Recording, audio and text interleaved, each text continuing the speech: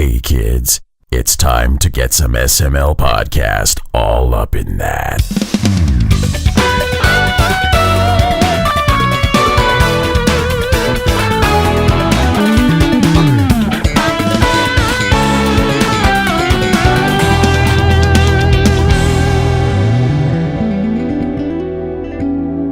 What's up, everyone? This is the SML podcast. I am your host, Joe, and I am still under the weather a little bit. So instead of having a co-host here to help me out, I'm going to do an interview all by myself because I'm a genius.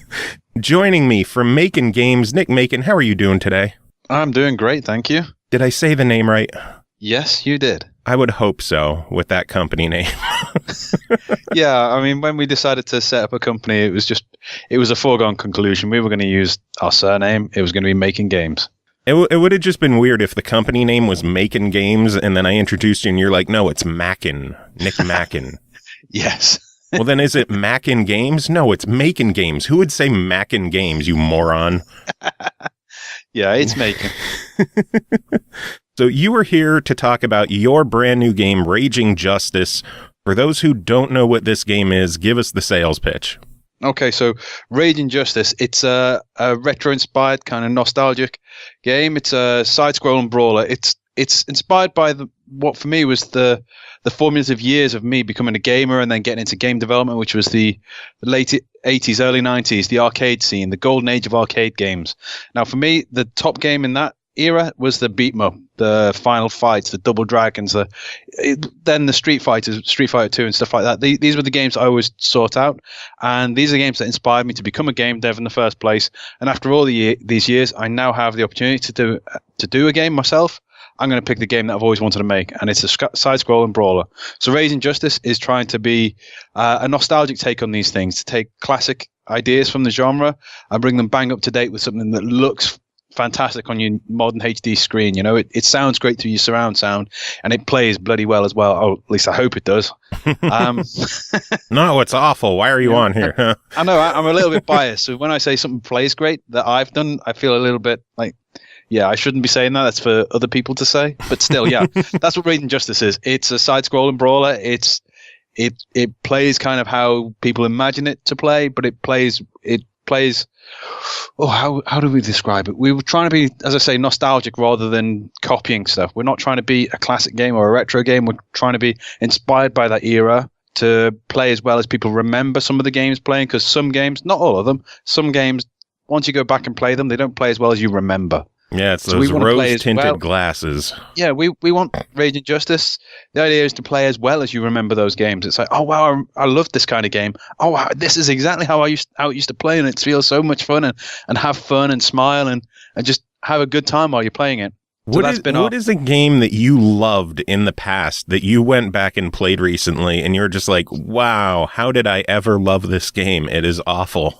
Oh, I don't know, because I tend to self-censor now. It's like I will play games that I've played recently and I've enjoyed. So it's like, I'll go back and I'll play a Bubble Bobble or something and still enjoy it because I know I'm going to enjoy it because I've played it in the last year or something. Or from the Brawlers, the Final Fights, and Vendetta. These games are games that I still know are still fun because I've played them in the last few years. In terms of one that I haven't played in a long time, I couldn't think of one, to be honest. I kind of go with most games from like the N64 and the PS1 era is that they still, a lot of them still play really well, but visually and just control wise, they feel so old and clunky because, they are old and clunky. But yeah, I kind of skip that era in terms of when I want to play classic games, I go more to the Super Nintendo era or the Sega Mega Drive Genesis era. That was my early teens era, and I go to that rather than the N64. I loved the N64 when it came out. Don't get me wrong. I had one. I played the hell out of Mario 64 and 1080 as well. That was a fantastic snowboarding game. But yeah, I tend not to go back to the N64 right now. It's not retro enough for me yet. Even just like trying to go back and play GoldenEye these days, that game does not hold up well. People have such fond memories of, oh man, I used to play that with my frat mates in college all the time. We would spend a weekend just playing GoldenEye and eating pizza and having a party. And I guarantee if you sat down with a group of friends to play GoldenEye today, after, I don't know, a match, 2 matches, you'd be like, where's Call of Duty? I'm sick of this. I wouldn't be surprised. It's so clunky and old, and that's part of what I really, really enjoy about your game is the visual style. It has a style that, to me, doesn't look like it could get old. My first impressions when I saw your game in motion was, holy shit, this is Robot Chicken, the fighting game. Yeah, we do have a kind of stop motion feel to it, definitely, because we've gone for that pre-rendered look, which was, it is a retro style. It's not just something new and picked out of thin air. It's a style that was it was almost becoming popular just before the PlayStation came around.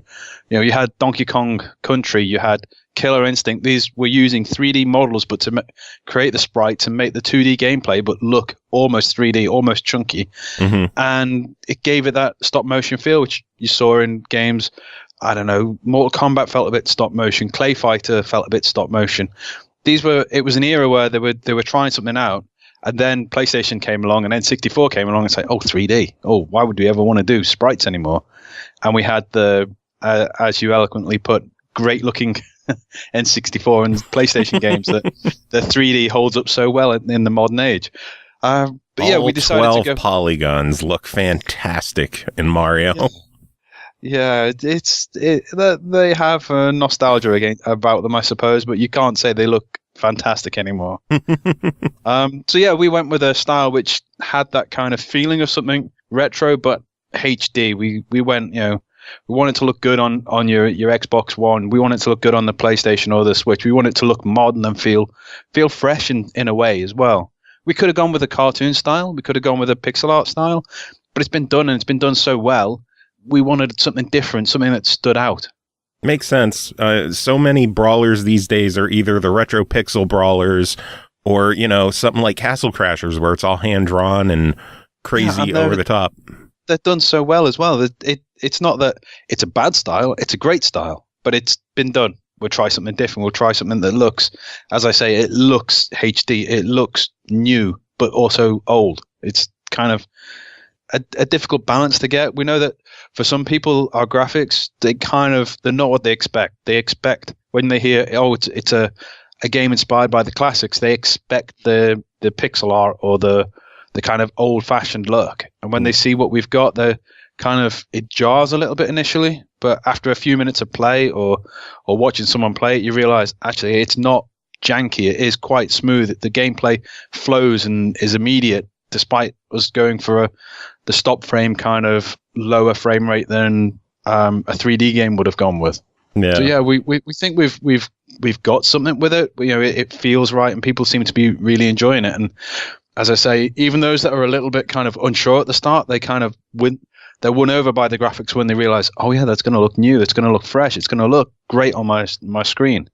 What has the early word from the community been regarding the visuals in terms of seeing trailers and gameplay footage? Because when I was talking to my friend about it last night, I told him, as much as I love this visual style, I have a feeling it's going to be fairly divisive among people who just look at it and you're like, oh, this looks like Pit Fighter, and it just feels like janky, and like, why is it like this? And then there's going to be people like me who are like, this looks like claymation. This looks like Robot Chicken. This is fucking awesome. It definitely has divided people. I mean, as I say, people, they kind of come at it thinking, oh, it's going to be this beautiful pixel art style because of it being a brawler, or it's going to have, crisp cartoon vector graphics and things. And when they see it, they do kind of have that, ooh, it's not what I thought. Ooh, I'm not sure about that. And then because our frame rate isn't for the character movements, not for the game is 60 frames per second. Don't get me wrong, the game is high frame rate.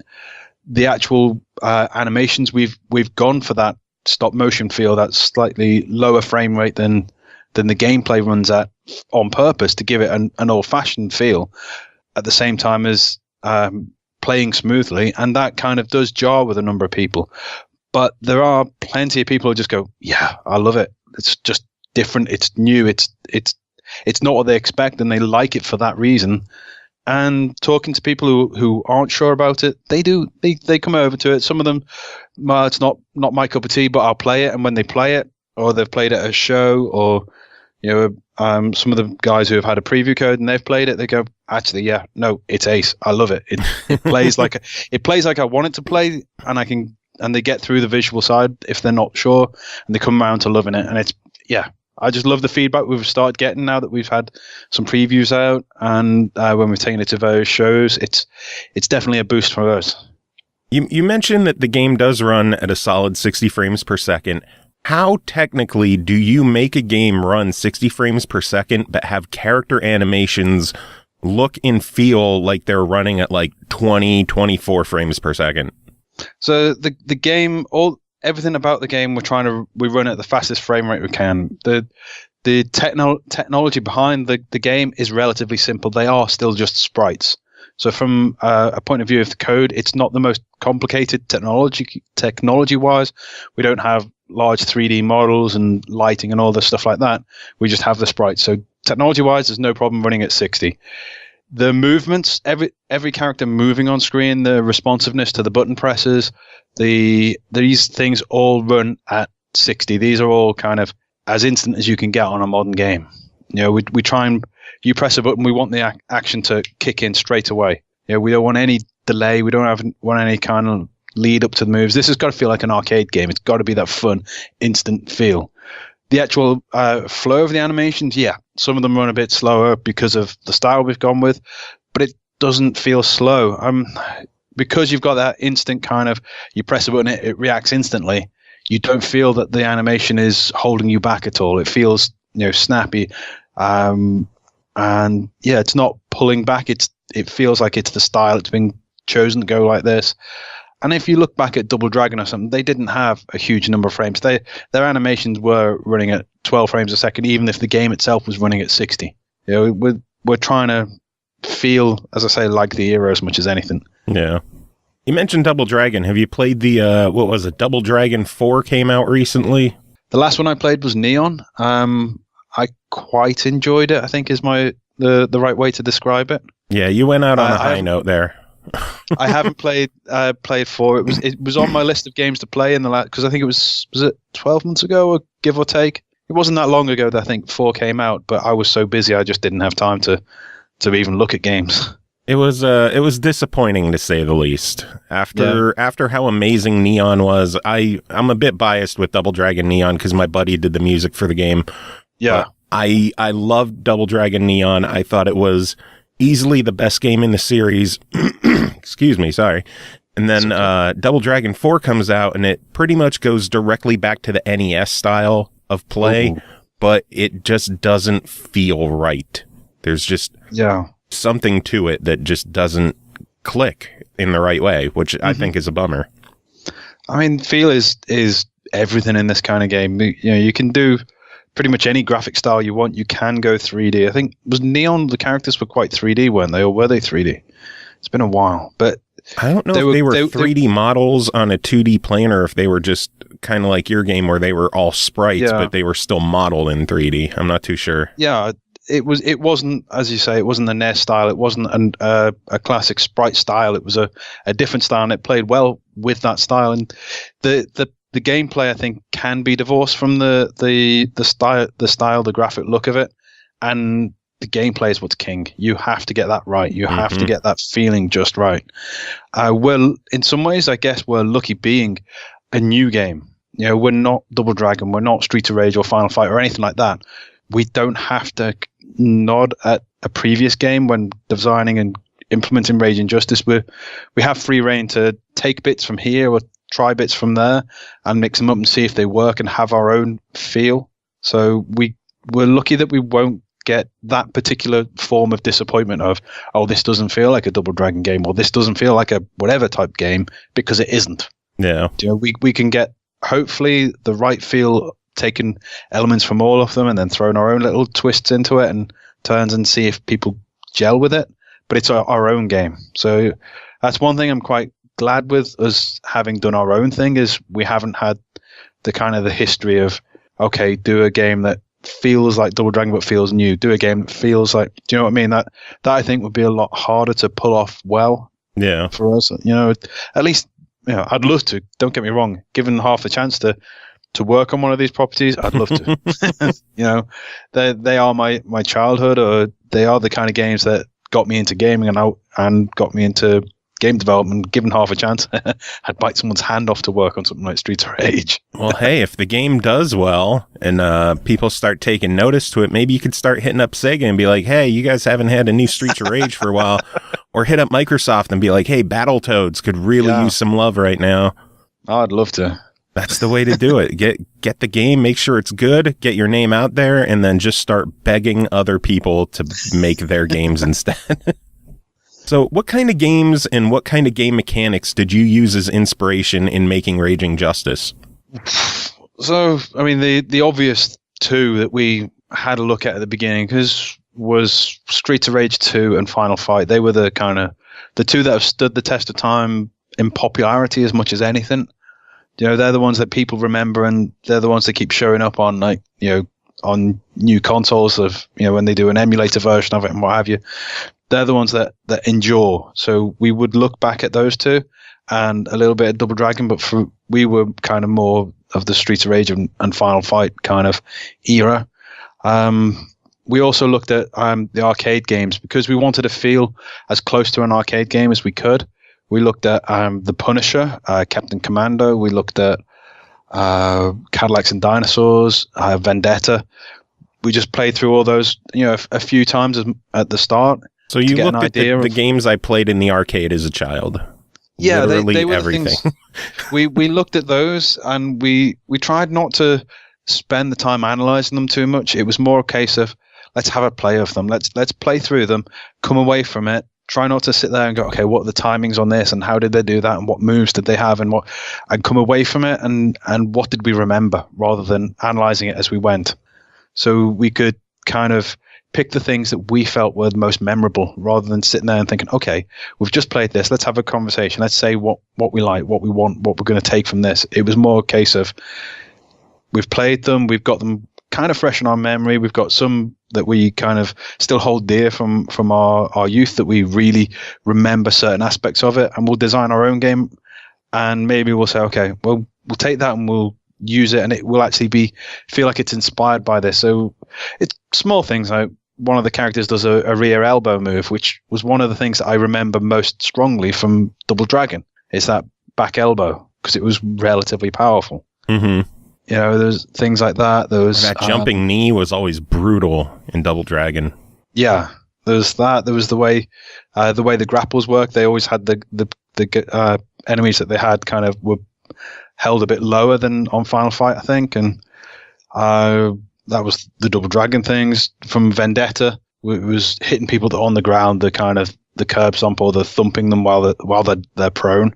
That was something we felt we want that in there. We don't want to feel that you can't hit somebody while they're down, because you would just stomp on them if you were in a fight. I mean, you know, not everyone plays clean. Yeah. It's better than knocking an enemy down and then just standing there waiting, like, come on. You wait for them to get up. Come on, get up, and then I can punch you. No, I'll punch you while you're on the ground. And then he gets up with an unblockable rising attack and knocks you down. And then he has a ground attack, so he's just punching you, and it's trying to keep the fight flowing as much as possible. Is what we try to do with the design of the fight. Definitely is kind of not have you sitting and waiting too long. You know, throw something at them, punch them, kick them, throw them over, and knock them into other people. Yeah. So, but the things that we try to be inspired by, all these different elements. Some of the bad guys are inspired a bit more by this or that or the other. But on the whole, we're trying to do it more on our kind of feelings of the genre, rather than analyzing it too much. It's got to play how we remember the games and how we want the games to play. Yeah. You know, we try to, although we did, as I say, play through games, and, you know, Vendetta, we sat one evening and just played on MAME, like start to end. Infinite continues, and just like, oh, we love this bit, or we love that bit, and we should have something like this and that, and a lot of it may be just visual elements, like with a baseball bat in Raging Justice, when you hit an enemy, they'll fling up the screen and splat on a wall, and that was something that was in Vendetta that we thought was really funny. So we'll have something similar to that. You know, there's other things like, I don't know, on one of the levels we've got a tractor. You can get on the tractor and ride around and knock down enemies. It's just funny. There's no There's was nothing so fun too. It was like, why is there a tractor? Oh, I could ride the tractor in this thing. Oh, I can run over everybody in this thing. Yes, I'm going to run over everybody in this. Even your co-op partner. You have to fight over that tractor. We made sure of that. But yeah, it's something that we spent far too long working on that damn tractor. But we wanted it to be fun because it was a kind of a definitely an amusing element to the game because you can't be too serious in a game like this. But throwing that in there, and we thought, well, it's kind of a bit inspired by the likes of Golden Axe, where you had the ride-on things, but it doesn't play anything like those, like the dragons and the chicken beast, whatever it was in Golden Axe. But it's that kind of take an element that we remember and we have a fond memory for, and throw it in the game and work it our own way. So the tractor, it plays the way that we want it to play. You know, it's fun.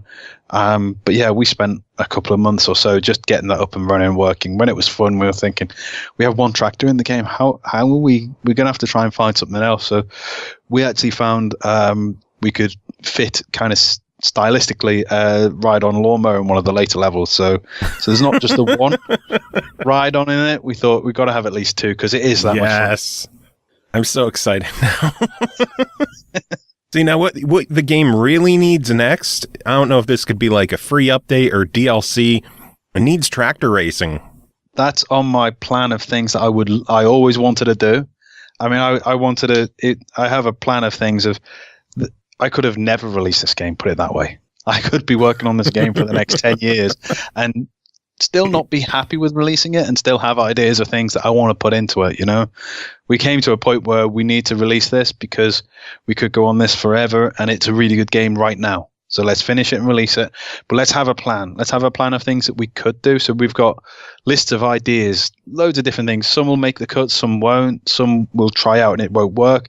Others we'll come up with along the way when we're trying to support it. And I mean, assuming that it does well enough, hell yeah, we're going to support it with updates. You know, we're going to add new features or maybe even new characters or new ways of playing. And tractor racing is definitely one of those things that, you know, I would love to have a go at and see if I can get it to feel right and get it to play right. If it doesn't play well enough, I don't want to just throw in something that doesn't quite work, even if it sounds like it'd be funny, you know? So no. We're going to, if we have the time to do something like that, yeah. I mean, from my point of view, I've already thought, what game would I be inspired by? And for me, there was a game on the Neo Geo called Neo Drift Out, which was the kind of isometric projection rally game on the arcades. Mm-hmm. And I just thought that would actually, the camera angle would work with the tractor, but then I need to figure out how to get the tractor to play more like a racing game than the one it does in Raising Justice right now. And I can't promise that I'll ever have the time to do this, but yeah, tractor racing would be awesome, I think.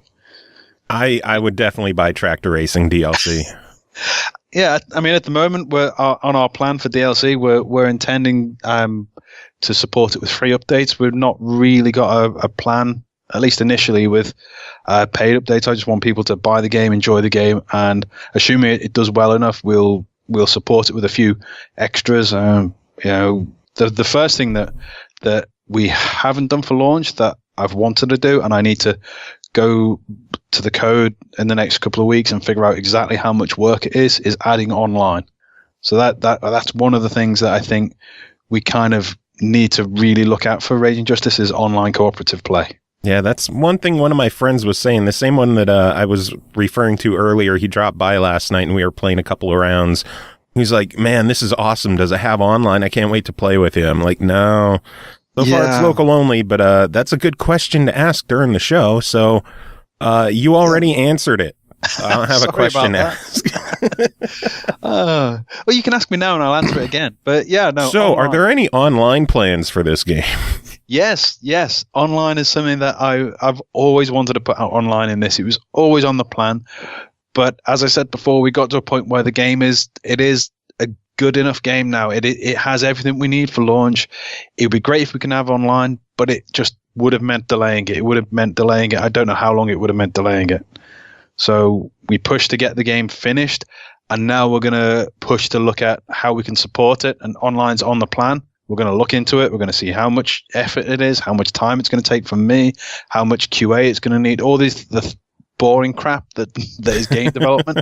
We need to do that and decide whether we can do it. If we can, hell yeah. I want online in there because for me, that's how I would more likely play it. Most of the friends that I grew up with, I would have played these games back as a kid. They don't live nearby now. And even if they did it, you're not going to just be able to meet up every night and play it. Whereas online, I could just, sit and play with them one evening of the week with no big need to organize a load of things to all the kind of stuff that you have to organize around life when you hit our age, well, my age. Yeah. So yeah, online's definitely on the plan.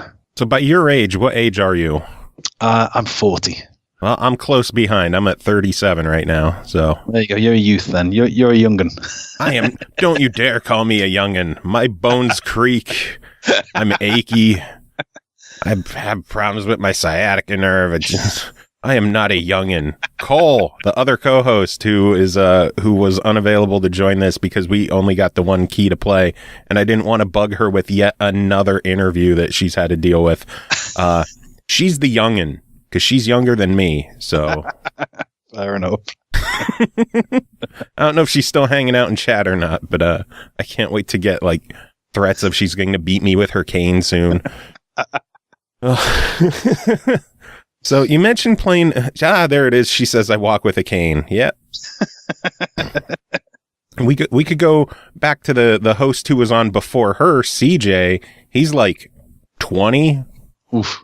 So he's the youngin. He's the goddamn kid needs to get off our lawn. Oh, man. You mentioned playing a bunch of older games and looking for inspiration. Was there any really, really cool ideas that you saw in these older games that you thought, I would love to put this in our game, but at the same time, I don't ever want to have this in my game?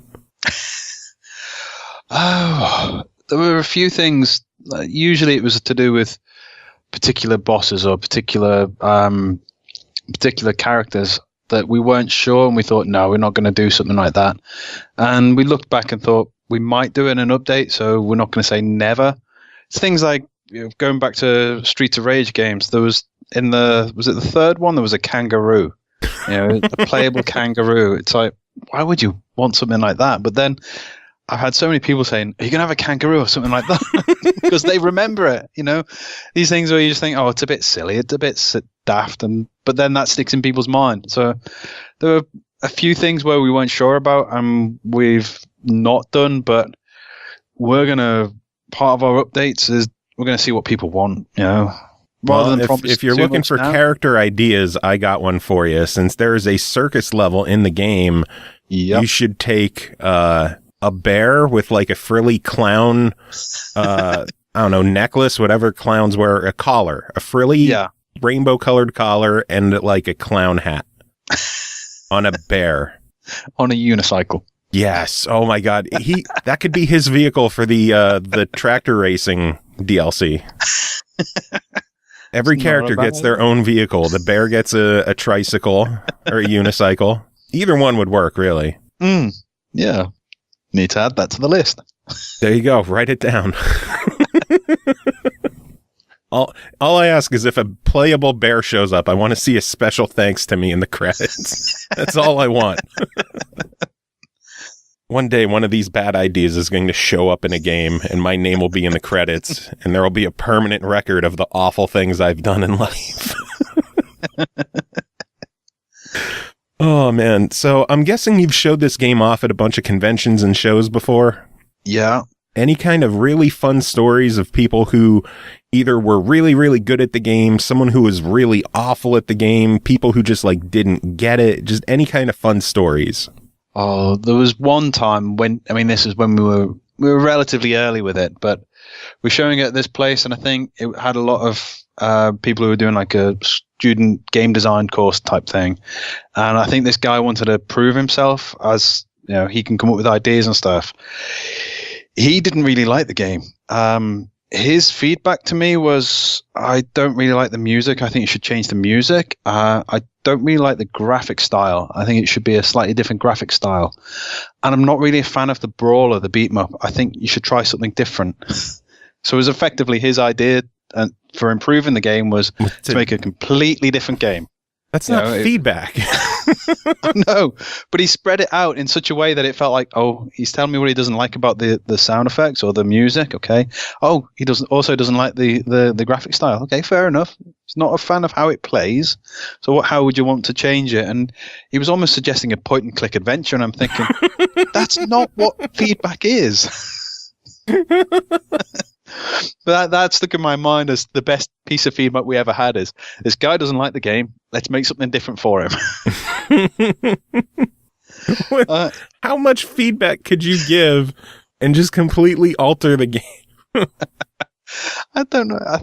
I spoke to a few other devs and he said, oh, it was that guy, was it? So I think he did that to a few other people who were showing the games that day.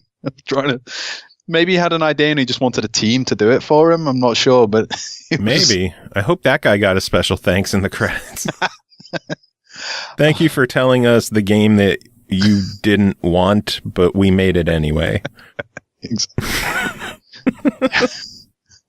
That's just ballsy to go up to someone. Yeah, what did you think of our game? Well, I wasn't really a fan of the visuals of the game. I wasn't really a fan of the music of the game. That could be adjusted. I wasn't a fan of like the whole punching and kicking aspect of it. There's a jump feature in the game, which I didn't like. Enemies showed up. Like, where did those guys come from? How necessary are them? Like, where are the hidden object puzzles in this game? Where are the door puzzles in this game? Like, I'm not finding any of that in here. It's like you made a beat 'em up. This isn't an adventure game. It was pretty much that. It was amusing. There's nothing you can take in a kind of, well, I'll take that on board and I'll make some changes when I get back. Nope. It was, oh, thank you for your suggestions. I'm not making that game. Thank you. Thank you for your suggestions. Is there any other feedback? Anything else you didn't like? Yeah, your fucking face. And then runs away. It was close to that, I think. But most of the feedback we get from players are people seem to enjoy it, which is better than that, really. You know, we have taken the game to conventions and to shows and things. Because of the style of game it is, someone walking past will see it and they already kind of have that kind of pang of, oh, I know this kind of game. I'll probably enjoy it. So they'll come over and play it and then they'll go away and enjoy it. You know, they'll come back. We had people that came back day after day. We were at PAX in Boston a month ago. And there was one person that was playing it, and she came back day after day to play the game. And on the last day, she came back and said, I'm on my way out. I just need to play it one more time before I go because I love this game. And it's just those that stick in my mind in a more positive way than change your entire game to a point and click. But that's kind of feedback we got from a lot of shows. We are the kind of game that it is what it is. In some ways, you know, if you look at it and you think, I like scrolling brawlers, you'll like this. It is a good game. We've done a good game. It's that kind of game. You know, we don't have to sit somebody down and talk them through the ideas behind this, the ideas behind that, and how to play this and how to play that. Here's a joypad. Sit down, have a play.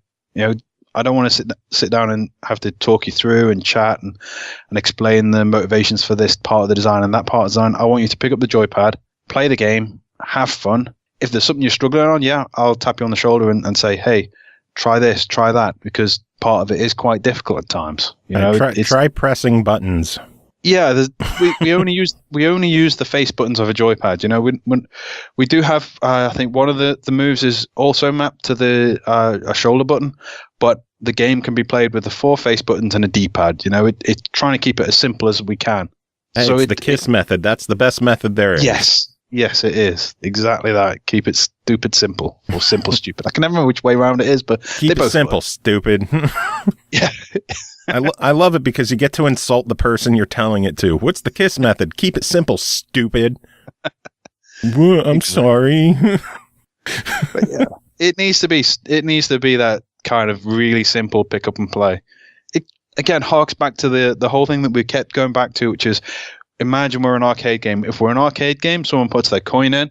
If they're not having fun by the end of that credit, they're not coming back and giving us another coin. So it has to be instant. It has to be pick up and play. You have to get kind of just pick the joypad up and play it, and you either have fun or you don't. You either come back and play again or you don't. And hopefully people come back and play again. That actually made me think of something unbelievably scary, where what if we saw a model of game pricing like that happen in homes? Where you download a game free, but every time you wanted to play it, it cost $0.25. Yeah, it would have to be a bloody good game. Yeah. That is scary. I'm even scared mentioning it on the show just in case someone important ever listens. I'd be like, that's genius. Think of the money we could get on this. I think some of the early releases on mobile that were like arcade classic things, I can't remember which company did it, but I think they had you could pay a microtransaction for a day's play on it rather than a single play. Or you could buy the game for not much more. But yeah, although that worked well in the arcade because it was something different to home. You know, the arcades would go in the cinemas. They were the big screen experience for video games back in the day. They weren't what you could get at home. But right now, you can't really do much different. I mean, your Xbox One or the One X or the PS4 Pro, the fidelity of the graphics you get on those damn things, you're not going to improve at an arcade anymore. So True. That kind of experience has gone away. And yeah, I hope that someone doesn't pick up your idea there. Yeah, Call of Duty Black Ops 12. It's a free-to-play download, but every time you want to play the game, it's 50 cents for one life. If you die, you can continue for $0.25 as long as you continue the stage you're on.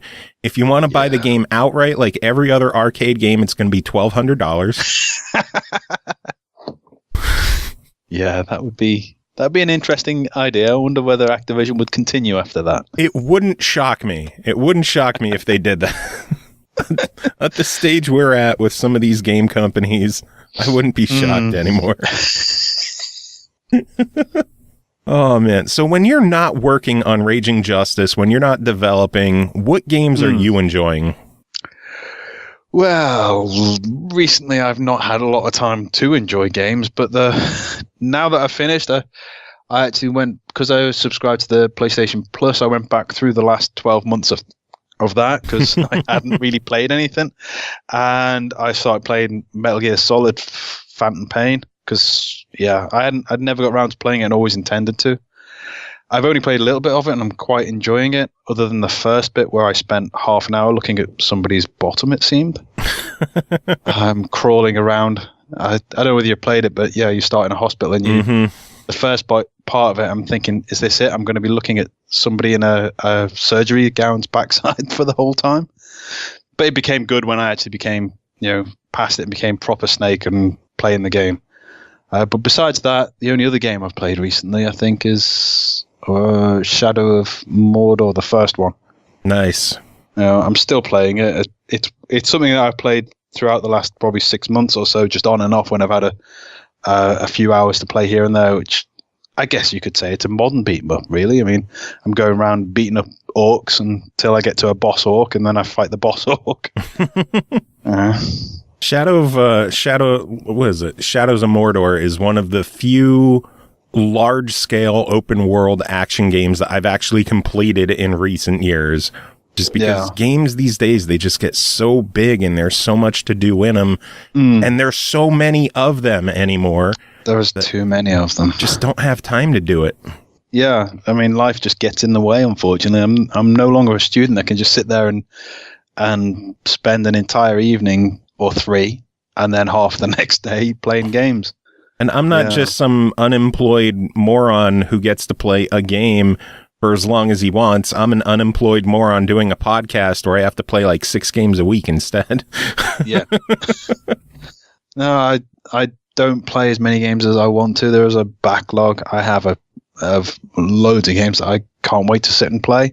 But yeah, hopefully after Raging Justice and after some updates and some extra work that I'm obviously going to have to do to keep supporting it. But after all that, I'll get to play some games again, I hope. Eternal Rage in chat. What's it like to choose which game you want to play? What's it like for me to choose game? Oh, that's part of the problem. It's like nowadays it's almost as bad as having Netflix, which is the best thing ever when it comes to watching TV, but it's the worst thing ever because you have so much choice. Having Steam, where over the years I've bought too many games, and I've got a huge Steam library full of shamed games that I've not even booted up, never mind played. I've got PlayStation Plus, which gives me too many games every bloody month. I've got Xbox with games with gold, and that's got too many games. Too many games, too much choice. Oh, and State of Decay's out this month on Game Pass. If you have Game Pass, that's another thing. I've been telling myself I'm going to give Game Pass a go, and I'm thinking, what am I doing? I've got too many games. But there's so much. I mean, it's such good value. There's over 100 games in there. I know. It's just so many. I love and hate the modern gaming age, especially because it's not they're all crap. They're all good. There's too many good games. This is the way I rationalize getting Game Pass. I was either going to get Game Pass or I was going to get Sea of Thieves. Sea of Thieves was $60, so I took that $60 and I bought a couple of months of Game Pass instead. Yeah, I mean that's probably what most people have done. I think with Sea of Thieves. State of Decay's coming out. That's going to be $40. There's $40 to put towards more Game Pass. I mean, I'm the one I'm looking forward to most is Crackdown. Oh God, yes, I can't wait. That's going to be Game Pass. I mean, how? Why? But I don't care. It's Crackdown. Crackdown's one of those games that when the first one came out, I was in awe of that game. I mean, it was a game that I played through a couple of times while it was in dev because I was working at Microsoft at the time. But even when it launched, it's like straight in my 360 and I played through it a third time. It's just an awesome game. Wow. So you were working there when that came out? I was working. I wasn't working at Real Time or anywhere like that. I was working at Rare. We were owned by Microsoft Game Studios, and through that, I got in touch with the guys who were testing Crackdown and just got a testing build and had a play through that and gave them some feedback. And when I found a bug or anything like that, and I played through it a couple of times, and then when it launched, I went out and bought it and played through it again. I'm one orb away. That was where I had one orb left to find, and I couldn't find it. Oh, that is the worst. I even went through an online guide, and every single one of these, there's 200 orbs, and I think I went through everything. I obviously missed one because I couldn't find it. Oh man, that is brutal when games like that don't have some way to unlock the map and show where what you're missing is. But ultimately, I spent far too many hours playing it, and I enjoyed every moment of it. I mean, it was one of those games that was awesome for its time. I'd probably quite happily go back and play the original Crackdown again if I had time to spend playing it a fourth time. See, you've had time at Rare. You've been close with Microsoft. You could definitely get Battletoads game going on. I should see if I've got any contacts, shouldn't I, really? There you go. Give them a poke and be like, hey, I made Raging Justice. You want Battletoads in there. I can make Raging Justice 2 Battletoad Edition. Yeah. Raging Just versus Toad. Raging Justice. Raging Just Toad. Yes. Nick, I know we've been chatting for quite a while. Was there anything that you wanted to talk about with the game that I neglected to mention? Which game's that? Any of them. No, I think, no, I'm cool. Well, I know it's been a fun hour that we have been chatting. Give everybody all the information on where they can keep in touch with you. Give us the info about when the game is coming out, how much it's going to be, where they can get it. Give us all the plugs. Okay, then. Raging Justice. It's coming out in 2 days' time. That's May the 8th. It's going to be £10 or £9.99, $14.99, depending on which part of the world you are and how you pay.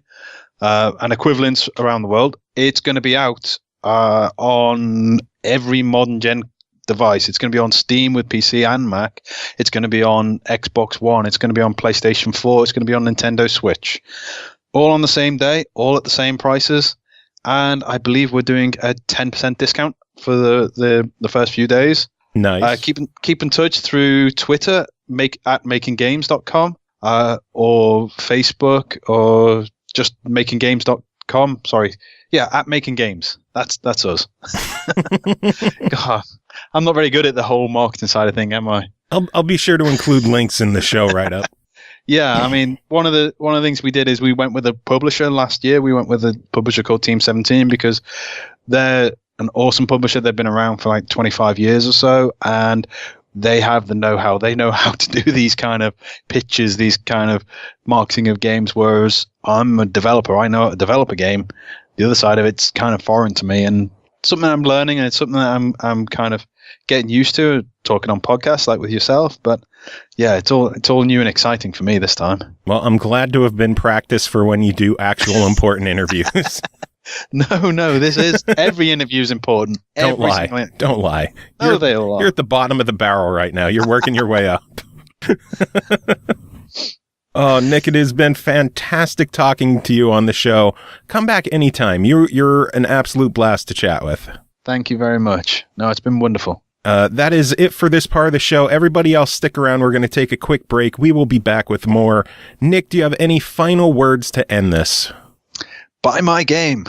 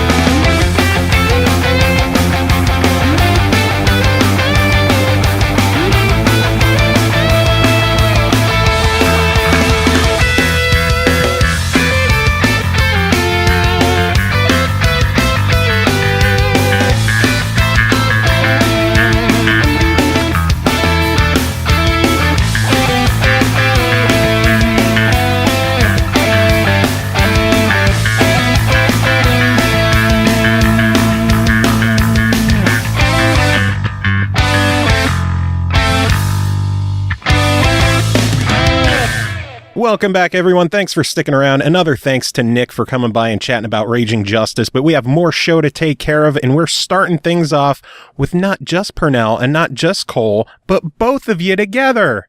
Yay! Wait, it's not just us, but it's us. Yes, the royal we. There are three of us here right now. I can appreciate trichomes. But there's a good reason that there's three of us here, because the three of us together are going to talk about the first game that we're talking about tonight. Voltron? We formed Voltron. Indeed. Wait, no, that's Captain Planet with the rings. I was going to say, do we put our rings together? They're secret decoder rings. Pretty much, yeah. But yeah. First game to talk about tonight is called City of Brass, developed and published by Uppercut Games. It released May 4th on Xbox One and PS4 for $19.99. Become a daring thief in City of Brass, a punishing first-person roguelite filled with treasure, traps, and ghoulish foes. Armed with a scimitar and a versatile whip, you'll lash and slash, bait and trap your way to the heart of an opulent Arabian Nights-themed metropolis, or face certain death as time runs out. Who wants to start with this one? You nominated you. Me? I did the intro. Good point. Cole, then. Cole. I did the interview. It doesn't count. Fine, I'll start it out. Pernell, tell us about City of Brass. So basically, this game, it's a pretty interesting one, honestly. So it's a roguelike sort of timed game. Well, I guess that's what roguelikes typically have also, but it's a timed first person, I'd call it Arabian Nights dungeon crawler. The idea is that you are dumped into a set of stages. Each stage has a static theme, but the layout changes. And you are forced to progress from beginning to end of each section. You start out using a scimitar, which is good for typical hack and slash action. And the whip, which I think is especially kind of nifty, because what the whip does is allows you to whack guys, and you can stun them sometimes if you hit them in the right place. You can trip them with it, which is really cool. You can pull guys in and you can smack them back. It's a very versatile product. And it even allows you to grab certain hooks or chassis and kind of propel yourself through the air. I was kind of having a good bit of fun with that because there's certain sections where you have to kind of like swing from one and you have to time it to grab another one and kind of keep going on a sequence of hooks. It's challenging, but once you adapt to it, it's kind of fun.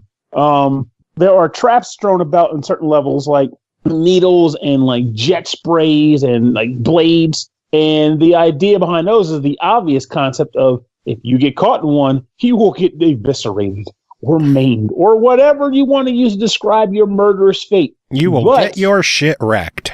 Exactly. Mm-hmm. But you can also utilize things like your whip to apply these traps to your foes. So you can kind of get a little clever and shysterous and trap enemies in the ways that they expect to trap you.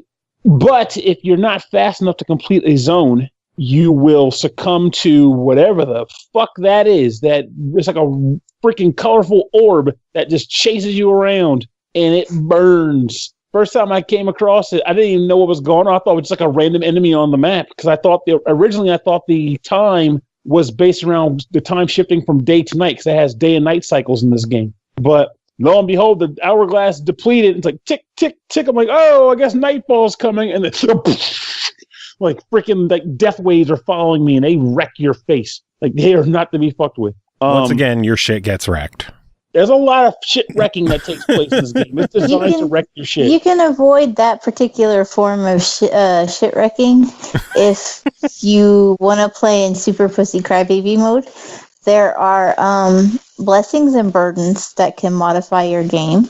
You have to unlock the burdens by progressing through the game, but the blessings are all available from the start to make it as easy as you can fucking handle. So you can actually get rid of that timer and you can make it to where there's less enemies and all kinds of other nifty little modifications to make it, less traps, more noob-friendly. life, stuff like that. Yeah, to make it noob friendly. And you'll still get your shit wrecked. Yeah. And the sad part for me, like it depends on the player because some players are like, give me all the benefits I can handle. And from what I can tell, the game doesn't penalize you really from utilizing as many of the benefits as you could possibly want. Like you can just like slam them all down and you can just play the game. But for someone like me, who like beats his head in with hard modes intentionally, it's like I see those options. I'm like, I can't do that. I can't turn the timer off. That's the game. So I could. It's like I sit here and I lament over not having time to collect every drop of treasure and searching out every nook and cranny, yet I won't use the option to turn it off. So that's not even a flaw with the game. That's a flaw of my own flawed psyche. User error. But I honestly do like that component of the game. I like the fact that it's designed in a way that lets you tailor the experience to your own vices. And as you play different levels in the game and try and fail, you can you basically level up your character. And by leveling up your character, you unlock different treasures and items you can find in different treasure chests strewn throughout the levels. And also, what we didn't touch on yet is that there are genies that pop up in different areas in the game. And there are multiple types of genies, and each type of genie sells different types of currency. So it's an interesting dynamic that this game has. You inhabit a city whose known trait is that it's strewn with money. Like, money is no object here. And yet you don't have time, unless you use the benefits, you don't have time to actually collect all the treasure that is strewn about. And you need the genies, and you need the money to pay the genies for the benefits that will make your journey safer. So you're basically constantly dancing between being, meticulous with searching for money to buy genie benefits and being fast enough to blitz through levels before you get your shit wrecked. But the genies themselves are pretty cool because some of the equipment you find is often like a flame whip. There's like different abilities you can get. You can summon support units to actually run around and fight for you. There's some cool stuff that you can get. And every time you can disable all the traps. Yes, it's like 500 get shut down. And every time you do any of these things, whether it's get a new item, activate a genie power, find a genie, or beat the tar out of a monster, the game tracks all of it in a nice nifty journal. So if you're not fluent in different things in the game, you can proceed to just kind of review the journal and see what different things does and whatnot. And worth mentioning also is that they also give you something called wishes. They're a limited currency. And what they allow you, I don't know if they do anything besides this. I don't remember. But I know that what you can do is if you go to a shop and they sell stuff you don't want, you can use a wish to change the entire inventory of the store. And I think sometimes it actually upgrades the inventory to better stuff. Oh, it always does. And it does stuff like if you do the health genie, instead of buying 1 health point, it pretty much refills you. You could use wishes on the evil genies to turn them onto your side, stuff like that. There's a lot. There's a lot of cool options of customization and just fun gameplay in this thing. This is another case of game where the review came up. I saw the trailer and I thought this could be okay, I guess, whatever, let's see what it's like. And it became kind of addictive. I wanted to do the best I could, which isn't much, but I tried. It's a good game. Like, I think this is a nifty product. Cole, what are your thoughts on the game? If I have to play devil's advocate, then there's one thing I'm going to fuss about, is that the game is procedurally generated, which isn't a complaint, but sometimes it's obvious in the layout of, when you walk into an area and there are doors at awkward angles with awkward traps that, move back and forth but have nowhere to go because it's such a narrow area. And then you're just stuck and you can't progress. That's really my only kind of complaint as far as the game goes. I had a blast with it. It's just that sometimes the whole procedural generation thing works against it. Yeah. As much as it works for it. Like, you're never bored. Every time you run it, it's different. But it can be frustrating when you're walking around and there is an indicator that tries to point you in the general direction of the exit, and you have to get from the start to the exit to work your way into the center of the city. So obviously, if you're trying to follow that indicator, you could just find yourself staring at a wall, oblivious to the fact that, there's a teeny tiny little narrow passageway blocked by some kind of random foliage that's hiding, a door with a trap on either side of it. And you're just like, okay. Well, that has happened before. And it's just one of those things where it becomes obvious that it's procedurally generated rather than feeling like it flows naturally from level, from room to room through each level. But it's really kind of one of just those like minor complaints. It's something you get oddly accustomed to with the game, and it's one of the reasons why I was just like, oh look, I can disable all the traps everywhere. Boom, I'm done. And then I didn't have to worry about if there was a random ass door somewhere. Disable traps. I think my favorite part of the game is, you mentioned before how it is always fun every time you play it, and just the addiction of this game where it's always one more run. I made it further this time. Let's see how far I could get next time. And it just keeps you playing and gives you reasons to keep playing. And even if you don't get to that last thing, it's like, it'll be like, hey, well, even if it's not a matter of like one more run for the sake of seeing how far I can get to, like, well, I'm this close to ranking up, and I rank up, and I'll get to see what new thing I unlock. It's a quality game. It's quality stuff. And the price is right, too. Well, that leads us to $20 for verdicts. Pernell, let's start with you. What is your verdict? I think it's a bye. Pick it up today. A late Arabian Nights. Cole, what about you? $20, your verdict? Definitely a buy it. Well, it is unanimous then, because I agree. $20, this is a definite buy it. I loved it. Get the snatching it up. Indeed. Next game to talk about is called Aqua Moto Racing Utopia, developed and published by Zordix. It released May 4th on Xbox One, on sale at a discounted price of $9.99 through May 19th. Normal price is $19.99. Aqua Moto Racing Utopia lets you race through both big and small waves and make death-defying stunts to get that much-needed boost that lets you pass your friends on the final stretch. A fun-packed racer with interactive waves, split screen, and online racing. Cole, what did you think of this one?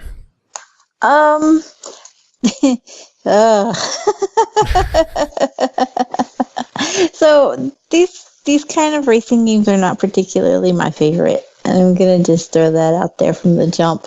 I didn't hate it. I'm not trying to imply that at all. It's just that it kind of had an uphill climb with me, and I think I was a little more critical of it than I would have been if I was like, "Oh, I love these games." It looks good for the most part. The character models are a little on the fugly side. Not as bad as we've seen in some others. Very true. But still not as good as they could have been. The actual, what's the proper term for them when you're not supposed to say jet ski, because that's trademarked or whatever. Wave racer or wave runner? Is that it? Maybe. I think that's a brand name too. Whatever. We're gonna call them jet skis. A water vroom vroom. Or jet ski has a trademark? Yeah, I believe it's Yamaha owns that trademark. Holy crap! I never knew that.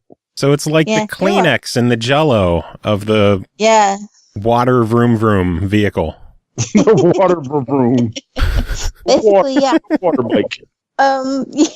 Your goal here is basically just to race your jet ski and win. And if you win, you get monies. And if you do stunts while you're winning, you get even more money. And then you use that money to buy more jet skis to go faster and do it again.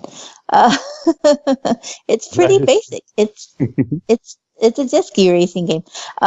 It does have one extra little element to it in that you have to race around buoys, and you need to go, yellow buoys need you to go around the left side, red buoys need you to go around the right side. If you miss the buoys while you're going around the track, you can fuck up 3 times, and then you're disqualified from the race and you gotta start all over again. It's a lot easier to fuck up than you think it'd be.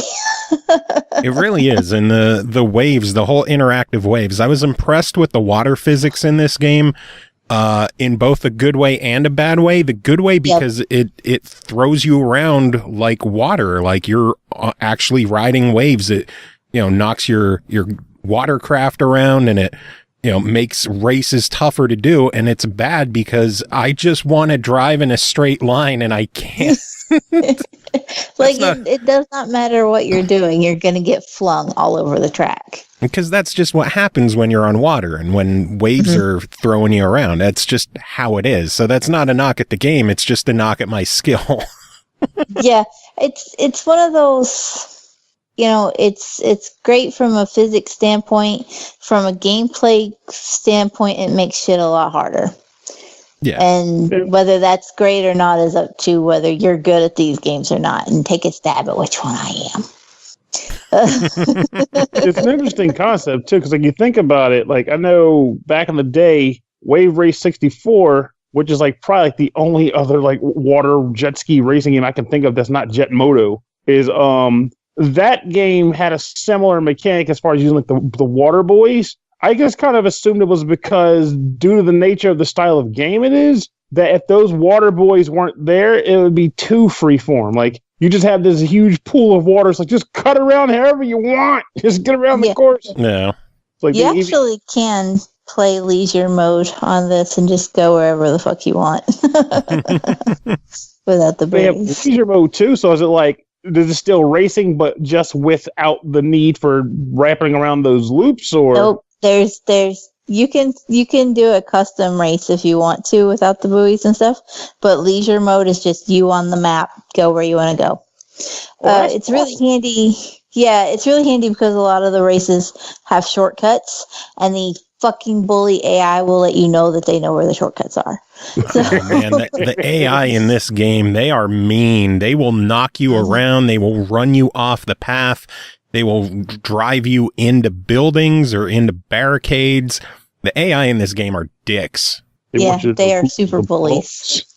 I mean, they will come flying right over your head and knock you off of your craft, and there's not anything you can do about it. Yeah, they're real sons of bitches. Pernell, did you say that you played this game before? I did, in fact, play this game before. What did you think of it? I honestly liked it a lot. It was keep in mind, like I mentioned earlier, aside from like Jet Moto and Wave Race 64 and Wave Race Blue Storm, I can't think of too many other jet ski racing titles that were put out on consoles. So you take that and you factor in the fact that for the price that it was when I bought it, you get a pretty meaty racing game that is equivalent to how those games were. The character models, even when you think about it, unfortunately, obviously, we've come a long way since the N64 and PlayStation 1, but even then, the character models even are pretty much on par for that, too.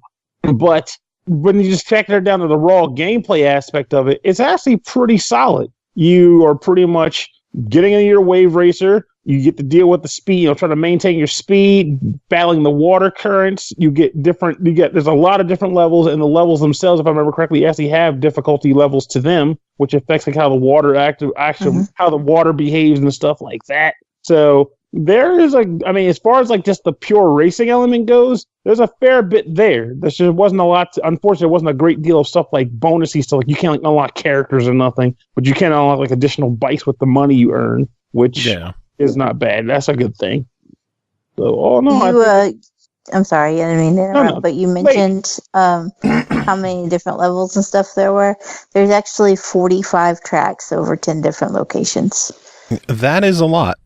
Yeah, it really is an insane amount. And then to top it off, you have the championship mode, but you also have time trial and freestyle and the leisure mode and then custom races and the online. There's a lot of replayability there. Wait, there's freestyle so you can actually rap? Yeah, boy. Welcome to Jet Moto, motherfucker! One more time for the bass.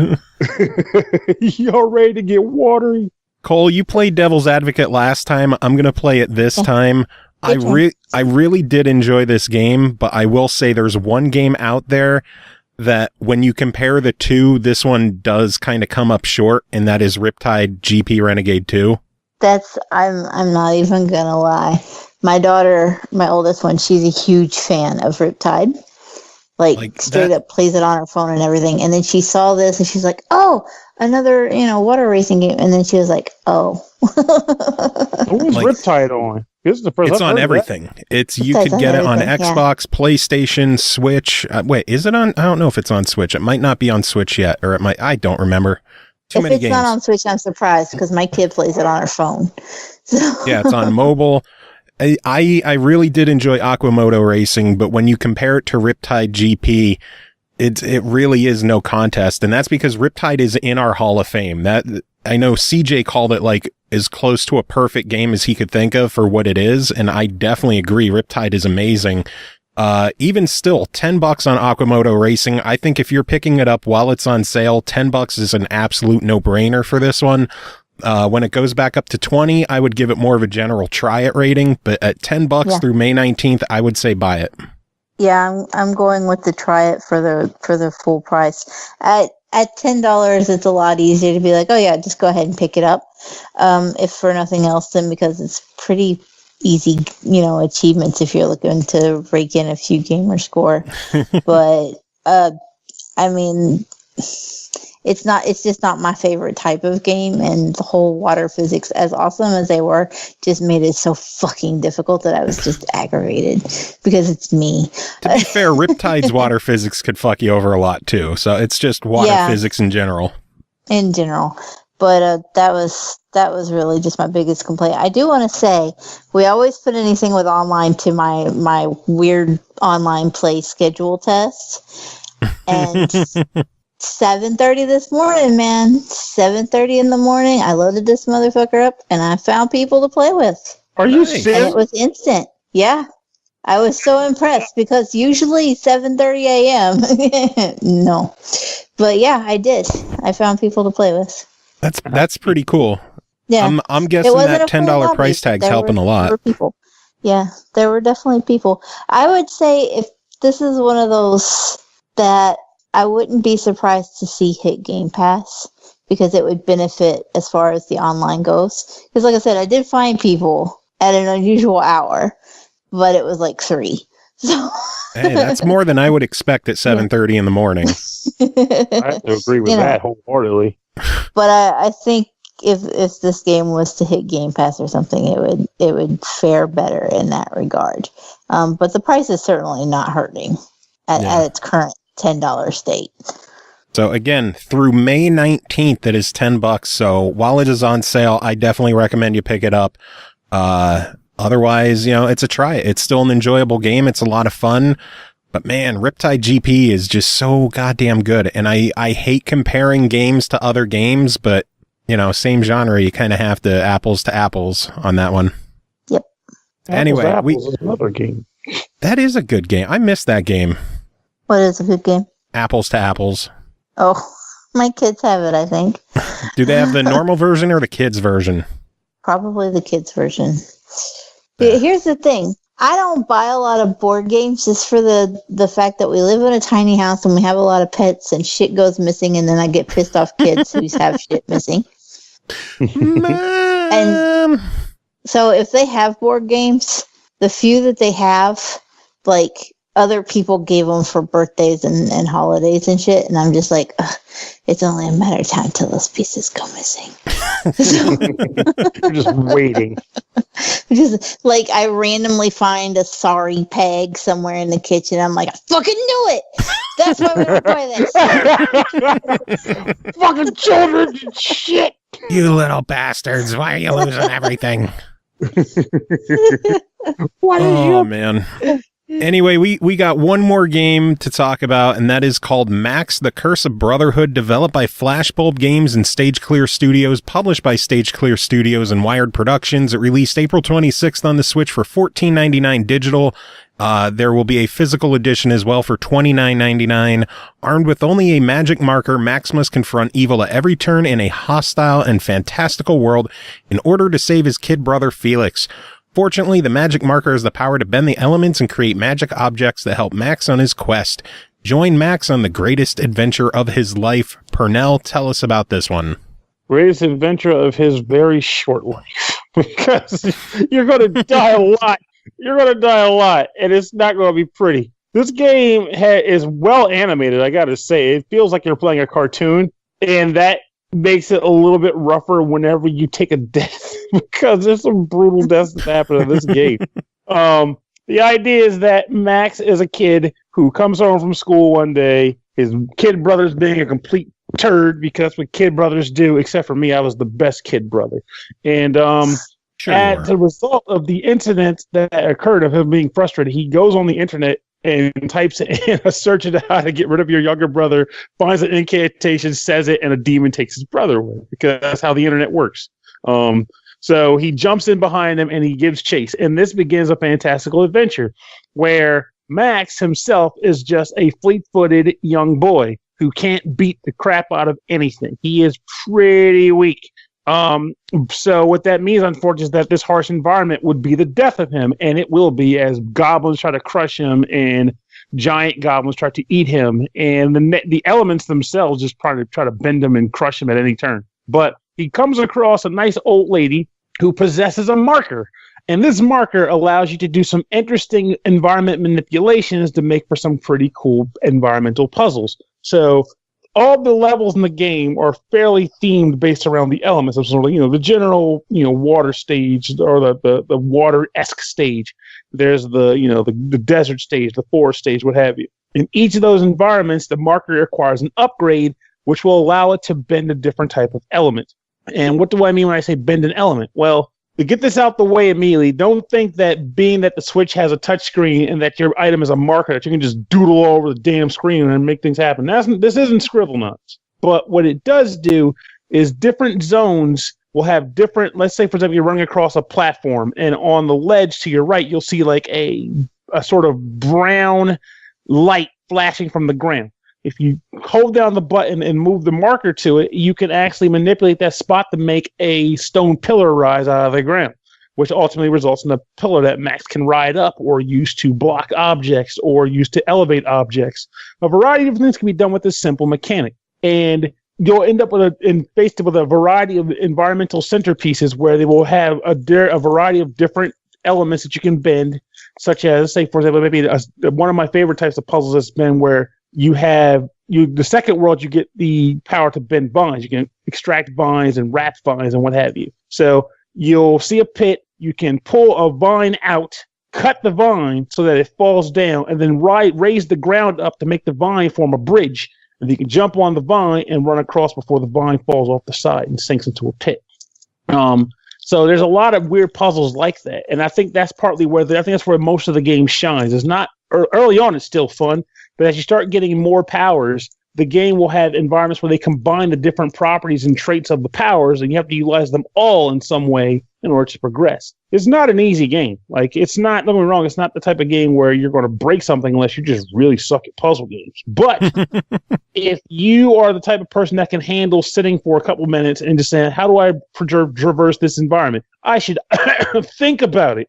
If you're the type of person to handle that, you should have no overall problems with this game. You'll just have to actually, puzzle through environments, which, let's be blunt, if you're buying a puzzle platformer, you should want to puzzle through shit. That's just how it works. So this game does a great job of that. Collectible-wise, I don't 100% even know what they overall will do, but you can collect amulet pieces and you can collect eyeball rips. So it's kind of funny how this works. The villain of the game that kidnapped your brother has literal eyes all over the world, which is how he's able to monitor what you're doing and send enemies after you.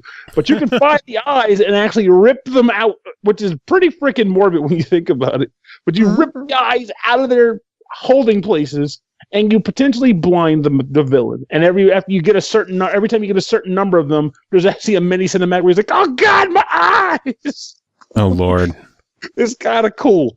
But I like the characterization. I like the fact that it feels like a Saturday morning cartoon or a CBS story break element to like an adventure. Like, you remember the old Dungeons and Dragons cartoon where there was actual kids who were dropped in the fantasy realm. They were acting like kids in the fantasy location. It feels kind of like that. It's that Max isn't a druid or paladin. He's just some kid with a shirt and a backpack. But it's an enjoyable game. The atmosphere is done well. The environments are very colorful and like pretty to look at. And I genuinely didn't feel a sense of boredom. I like the fact that more elements open up, and I like the fact that it becomes more intrinsic on how you have to combine elements to solve puzzles. Just, again, don't go on expecting to have this free-form Scribblenauts sort of aesthetic to puzzle solving with a magic marker, because you're not getting that, but you are getting a quality product nonetheless. Nice. So $15 on this one. What do you think? I think it's worth $15. It's a full-on product with some quality puzzle platform elements, which I gotta say, is it just me, or does it feel like there's been like an interesting revival of the puzzle platformer over the last few months? Well, the funny thing with this one is, like, it's still weird to see this on other platforms. This was an Xbox One launch title, and it was a first-party Xbox One launch title because it was originally released by Press Play, who were owned by Microsoft. And when they shut down the studio, I guess the studio retained the rights to the game. So then it released on PlayStation. Now it's out on Nintendo. And it's still weird to see this game that was an Xbox One first-party launch title showing up on other systems. It's still just weird to me. I gotta admit, though, given the circumstances you just described, I'm kind of happy it does. Because the reason that they left is because their studio got shut down. And it's a good thing that they're able to still sell this product and hopefully turn a profit. Yeah, that's really cool that Microsoft let them keep the IP and let them do what they wanted with the game. Oh yeah, and the fact that it's a quality game means that they're not just like selling fluff. It's a good game. Indeed. I have to laugh because you were talking about how you'll die a lot, and if I'm not mistaken, there's one achievement on Xbox, and I think it's the only one I don't have for the game for beating it with no deaths. How many deaths? 0. None. Dip, zilch, nada. You can't die. Did you play through it twice or something? Or you just was like, fuck it, I'm just that damn good? No. I don't have that one. That's like the only achievement I don't have in the game. Because I can't do anything. As soon as a game has an achievement that says 0 deaths or a speed run, I'm like, yeah, I'm not getting a completion here. I can say, depending on the style of game, I've had moments where I pulled off the 0 deaths, but the moment they drop a clock in there, they can kiss my ass. It's like, okay, I enjoy it. Like, I mean, there are games to this day where it's like, they're quality games. If you were to ask me, oh, what do you think of the game? I'm like, well, the fact that they slapped the clock on there in a way that it penalizes you for not succeeding like, it hurts it. Like, we just talked about City of Brass and how there's a timer and whatnot. That's different. The game is literally built to not allow you to be meticulous with your searching in the environment. It's an okay feature. It's games like, I guess it's like, well, I'm not going to go and look at a name of a game, but it's a game where they'll outright tell you, well, here's your world for you, and everything's awesome. But then it's like, what you really want to do, though, is get through it 10 minutes. It takes 2 hours. Well, yeah, just forget the game's even there and just blitz the fucker. Like, why would I do that? I want to play your game. I don't want to blitz it. Why? Yeah, I hate speedrun achievements. The moment there's a speedrun achievement, I'm like, yeah, that's not ever getting done. Sorry. I think I have never happened. 5 or 6 games on my hard drive that the only achievement I don't have is either a speedrun or no deaths. I'm just like, okay, they keep Little making Nightmares, achievements like that. I hate that. Yep, Little Nightmares has a speedrun no death achievement. Never gonna get it, and I'm okay with that. Broken Age has a speedrun. Nope. I drill down. I think back. The only thing I can think of, though, I'm sure there's gonna be someone listening who's like, "Fuck you, Pernell," is that maybe they're tailored around people who are like in their teens that get like one game and they got to just expand on what they can do with it because they can't afford another game. Because when I was a kid, I did play games like 10 times. I beat Resident Evil 2 in 1 hour, crazy shit like that. And that takes a lot of repetition, like doing it over and over again, drawing maps. I beat an RPG. It was like a contest I entered as a kid where the first time it took me 12 hours to beat it. The second time I beat it in an hour, well, not the second time, but my final time was an hour and 58 minutes. Holy shit. But I was trying to win $10,000 at Working Design said, fuck you, buddy. But ultimately, that kind of thing, I only could do it because I didn't have a ton of games back then. I had a wealth of free time back then. So it was like free time plus few games plus not going out to the bars and drink with the rest of my 16-year-old friends. It's like, well, I guess I'll sit here and just run the same game over and over again to get a better time. But now I got time for that shit. I want to play new games. I want to experience my games and then move on and feel the joy of partaking of new experiences. Not the same one flicker. It's like I can't do it. Ugh. Oh, man. But Max is good. About Max. I like Max. Well, it's good to hear that Max is good, but that is it for you two. I don't know. I don't know what else to say. That's it. My death block up? What do you mean it's it for me? That's it. You're dead. I've got so much more living to do. Well, you don't have any time. So, Pernell, do you have any final words before your mortal life ends for good? Tell my wife and kids they don't exist.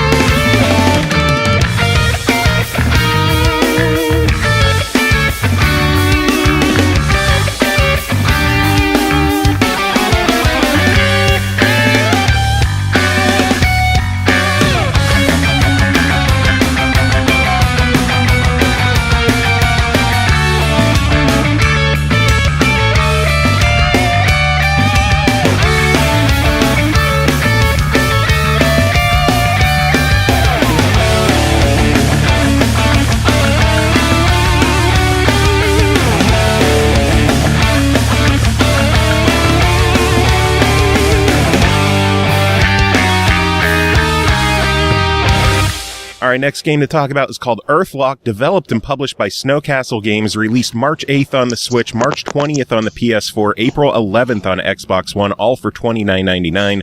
Desert scavenger Amon soon finds himself in life's adventure when he crosses paths with a most peculiar creature back home in Zabir, or Zaber, or one of those. words and RPGs. Join Amon and other remarkable heroes in this turn-based fantasy RPG on an unforgettable journey across the worlds of Umbra, a mysterious, beautiful, but harsh planet that stopped spinning thousands of cycles ago. Checking this one out, good friend Len Stewart. Len, how are you doing? Hey, doing good, Joe. How are things going? Things are going good. I had a really fun time playing this game. I've been working on Pixel Noir. I've been working for freelance pay. And here I am today talking with you about Earthlock. So how is Earthlock? Earthlock's pretty cool. The story kind of failed to pull me in a little bit more than I was thinking it would. And the translation, because it's in Norwegian game, was a little rough. Did I get any of the names right? Zabir's good, and Amon is good. You're good. Cool. Yeah.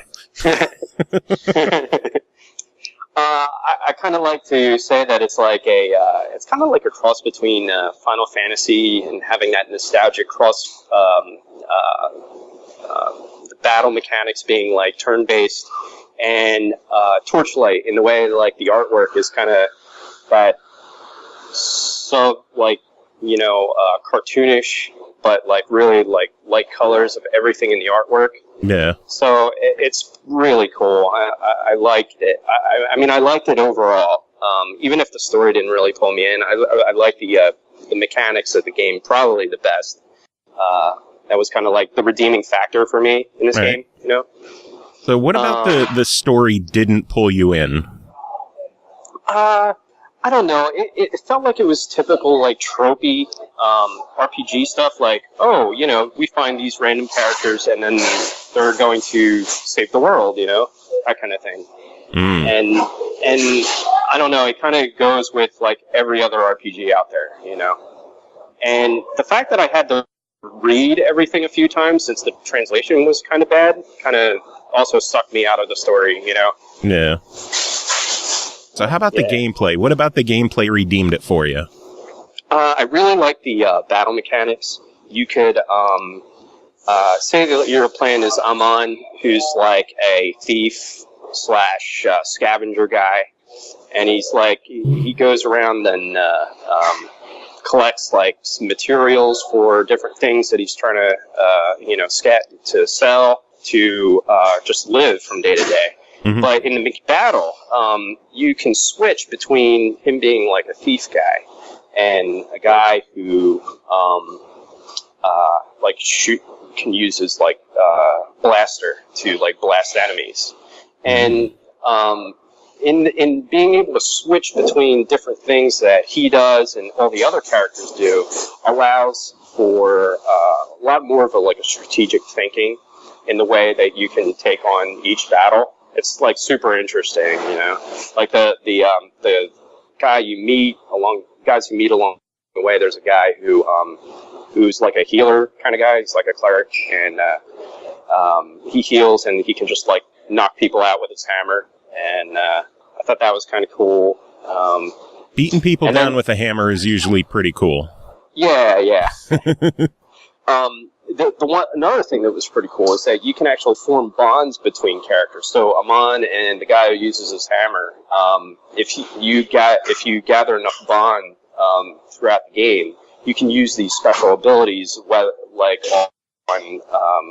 all characters rather than just one character. Mm-hmm. So the cleric guy with the hammer, you can just be hey, I'm going to use the bond thing to heal my entire party with the regen ability, rather than just regularly just use it. Or with Amon, you can use his gun, his blaster, to blast all the enemies multiple times. So it's kind of like a limit break in a way, Oh, that's pretty cool. Yeah. Another thing I really liked about battle was there was different ways that you could bonus get bonus experience by either not dying or killing all your enemies real fast or whatever. The one thing I didn't like about battle was your level. Your level caps at level 20. So you get halfway through the game and you can't level anymore. So you can't like gather more strength to like kick everybody's ass like later in the game, which makes like the rest of the gameplay super difficult. I felt like if they would have like raised the cap like 10 levels, like at least level 30, I felt like I could have gotten to like the very end of the game, but that didn't really happen. I got stuck like a little bit toward the end, and yeah. It's kind of weird that they cap it so low. I'm never a fan of games that have a level cap that you can hit way before you finish the game. Yeah, and not only that, but like, it's not just like an experience thing, but it's also, you get these things called talent points, and you get one for every level you gain, and you stop getting those at level 20, so you can never like make your party stronger after level 20. You just can't do it. Yeah. That's kind of a bummer to hear, because otherwise it sounds like a really cool game, story aside, since the translation is a bit, iffy in places. Yeah, and I thought the dungeons were really cool too. There was a lot of like puzzle-based solutions that you have to like come across, and also like the world map stuff. That's pretty cool too, since you can like trade off different characters and collect different things using specific characters. So like if you are Amon, you can only interact with like scrap piles on the map to like get different items and crafting materials. But if you play as Gnart, the healer with the hammer, you can collect like flowers and stuff that give you extra speed bonuses on the map, so you can like run across the map faster, or you can collect like healing items and stuff like that for them. I thought that was pretty like inventive, if anything. So what all could you do with the crafting system? The crafting system, well, let me backtrack just a little bit. Eventually, like a little bit through the game, you get access to this island. It's called Pump It Island. And you then have like all your crafting stuff becomes available to you when you get that island. And the island also allows you to fast travel between dungeons and different towns and stuff like that. But the crafting's pretty cool because you can like grow a garden and with different like seeds that you get like along the way. And you can craft like potions or extra ammo for your blaster or extra ammo for different other people's like range weapons. It's pretty neat. You can also craft talents, which are like the skills in the game. So if you have like, I swear to God, I thought you said you could craft towns. Oh no, talents. I was going to say that is incredible that you could just build an entire town with a crafting bench. Yeah, right. All you need is like a piece of wood and 5 rocks, and you can have a whole village. So yeah, and you can craft like weapons and stuff like that. Amon has like his own like crafting bench for like making weapons and stuff like that. And you can just keep like as you get more people in your party, the island becomes more and more useful as to like craft stuff or buy stuff or like scavenge for stuff. It's pretty neat. I kind of like that. It kind of felt what's that game? Shit, now I'm drawing a blank. Anyway, it kind of feels like Suikoden. So you kind of like have your own. You kind of have like your own place to go to either talk to people and form friendships or things like that. But you can also craft stuff. And I don't know. I just kind of like that. Sounds pretty cool. So, summary, the game looks great. It plays really well. The story's a little bit on the fence. So, overall, $30 on this one. What do you think of it? I think it's totally worth buying. Absolutely. The one thing I do want to stress again that this is like a Norway game. It's Norwegian. And so when you go to like read everything in the game, I think that was the thing that kind of took away from the story for me. The translation kind of busted it up, It's good to hear that the game is still worth picking up, though, at the price. absolutely. And you know what, too, is the soundtrack is really good. Like, the orchestral soundtracking is, like, amazing in it, actually. Nice. An RPG with good music just seems to be what you need in life. Yeah, and the music didn't annoy me. Like, I know, like, with a lot of RPGs, like, it just feels like, oh my god, if I hear this song again, I'm just gonna kill myself, you know? So I'm guessing it has a pretty good battle theme with it? Oh yeah, absolutely. Thank God. The boss themes and the regular battle themes are excellent. Those have got to be the hardest songs to get right in a game, because you hear the battle theme more than any other song, and if you don't nail it with that battle theme, or if there's something that's just a little bit annoying in there, it's going to ruin the game. Yeah, really. And I actually really like that. Someone breaks something at Starbucks. They're changing the trash, I think.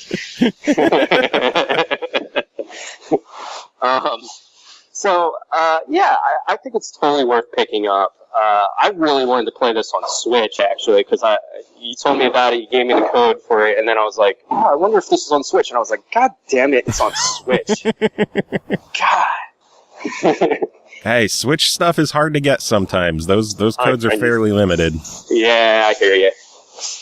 But Len, it's totally worth picking up. But thanks. It's good to hear that it's awesome. I'm very happy to hear that. But Len, it is always good having you on chatting about RPGs. Do you have any final thoughts on the game to sum it up? No, just I think if you are into turn-based RPGs, you should totally pick this one up. It kind of hits the nostalgia bone and the modern nostalgia bone all at the same time. So you're good.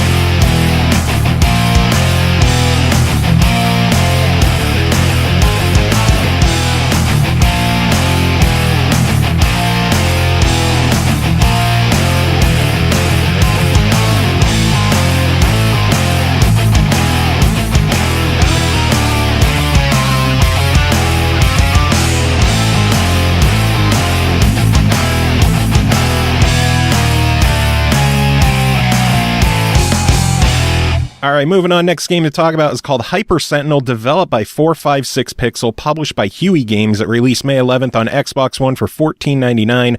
A face-melting, pixel-pumping arcade shoot-'em-up featuring awesome power-ups, epic boss battles, and spectacular effects at a blistering 60 frames per second. Blast into battle against giant space destroyers in arcade mode, tackle endless waves of enemies in survival mode, and face off against epic level guardians in boss run mode. Checking this one out. Royal Sefton, how are you doing today? My face is still melting. Is it? Yeah, it's hot down here anyway. It's like 100 degrees. You're West Coast. They have a lot of plastic surgeons out that way, don't they? Yeah, they got their work cut out for themselves with me, man. I know the feeling. I'm ugly too. What's the polite thing to do? Laugh, disagree, or be like, yeah, I know. Punch me in the throat, maybe? I don't know. What? But how is Hyper Sentinel? Oh, dude, it's great. So real fast pace. My first console was an Atari 2600. And school, yeah, boy. And then the other games that I like to play that weren't on the 2600 were on a Texas Instruments TI-99. And that had a cartridge system. I had a great game called Parsec. And Parsec was kind of like the Defender killer. You know, Defender being the other one where you can fly in two different directions and wipe out aliens and shit. This brought back a lot of those memories, except the perspective is different. Instead of it being like side-scrolling, though it is, you're looking from a top-down vantage rather than you're looking from a side profile. Mm-hmm. But a lot of a lot of the ideas are similar to me. Basically, you have to go on strafing runs back and forth to eliminate targets. Well, the top-down view in Hyper Sentinel, it's more like God, I can't think of a good similar perspective except maybe like Xevious or a lot of other ones, except it's side to side instead of up and down. And you're going back and forth over this giant battle cruiser type thing and knocking out turrets. Yeah, it is face melting. I mean, it's almost like sensory overload shit. If you're used to like Jeff Minter type shooters, there's a lot of stuff going on screen, a lot of noise. This is definitely your cup of tea. Cool. So what other kind of fun stuff is in this game? I dabbled with it a little bit. I kind of enjoyed the fact that if you went too far to the left or the right, it just kicked you back in the other direction. Like, hey, fight's over this way. You stay until the trying to run away. That's right. So yeah, no, as you go on, you get to unlock the additional levels, and you pick up where you left off, of course. And there are different difficulty tiers. But after about 2-3, I started getting my ass kicked, and I also started getting repetitive stress injury. Like, this is the first game in a while to give me Nintendo thumb. Yeah, which that's some fairly high praise, I gotta say. If you hold down the button to shoot, it's kind of pokey. And when I say hold down the button, it doesn't really matter. I mean, the Xbox controller has 11 buttons on it or something. Minimum. Yeah, and it doesn't matter which one you hit, you're shooting. It's very simple, but you shoot as fast as you can hit practically. So I'm sitting there mashing, going back and forth on these strafing runs, and it started to kick my ass as you start to unlock these levels that have more than one boss. The idea being, you got the ship, you clear out the ground turrets, you have to take care of the dogfights that are happening as they go back and forth over the ship against you, collect power-ups, etc. Once they reveal the Guardian or Guardians, as you get further into the game, you get more and more of them, or they start to become these more complex ones that'll have multiple parts to them. And you got to dismantle them basically one part at a time. That's kind of the thrust of the entire game, though. It doesn't have a whole lot of modes. It's very much single player, very, very simple design. Just no nonsense, no frills as far as that goes.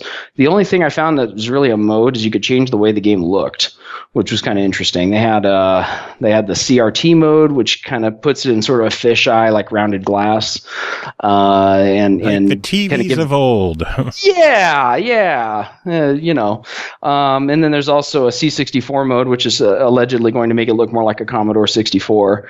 And then you've got the Spectrum mode, which is supposed to look like a Spectrum ZX or something like that. I don't have any familiarity with the Spectrum firsthand, but it makes it. God, this is kind of harsh. Not necessarily unplayable, but really fucking hard to see what's going on. The ship just turns into this like blur of yellow and gray. And my understanding is there were some pretty severe graphical limitations of the Specky that caused it to only display so many colors per view plane or per line or something. So you basically it takes a lot of the color out of the game, makes it a lot harder to see what's going on. You lose a lot of detail. So I wasn't a fan of that. But the C64 and CRT modes look pretty good. The music it sounds just like straight up SID chiptune. It's really, really solid. There are different schools of thought on chiptunes. I love that sort of sound, like the phasey square wave type stuff. Mm-hmm. That's my preference. So this game hits a lot of good buttons for me. It does. Going back a bit to what you said with Nintendo Thumb, this is one of those games where I went from the traditional 2 hands on a controller thing to left hand on the joystick, and then the right pointer finger moves to the fire button instead of the thumb. Yeah. Just in that position, with the controller on the lap. You're not holding the controller up anymore. It's firmly planted on your lap, so you could just mash away at that fire button. These sons of bitches. Yeah, that's about it, man. Because otherwise, you're just going to wear yourself out. This game is rough. I love it. I know. It's great when you could say this game is rough. I love it. Instead of this game is rough, I feel so bad for the developer. Like, this game is rough. It's going to fuck you up, and I love it. That's right. So $15 on this one. What is your verdict? So $15 it seems kind of steep because of the gameplay it's not real deep and the play modes aren't real deep. It's basically arcade. to me, it's definitely a buy it if you're looking for an old school shooter, I think. If it goes on sale, then it becomes an insta buy. I feel like $15 is probably just a little north of the sweet spot as far as price. What would your sweet spot be?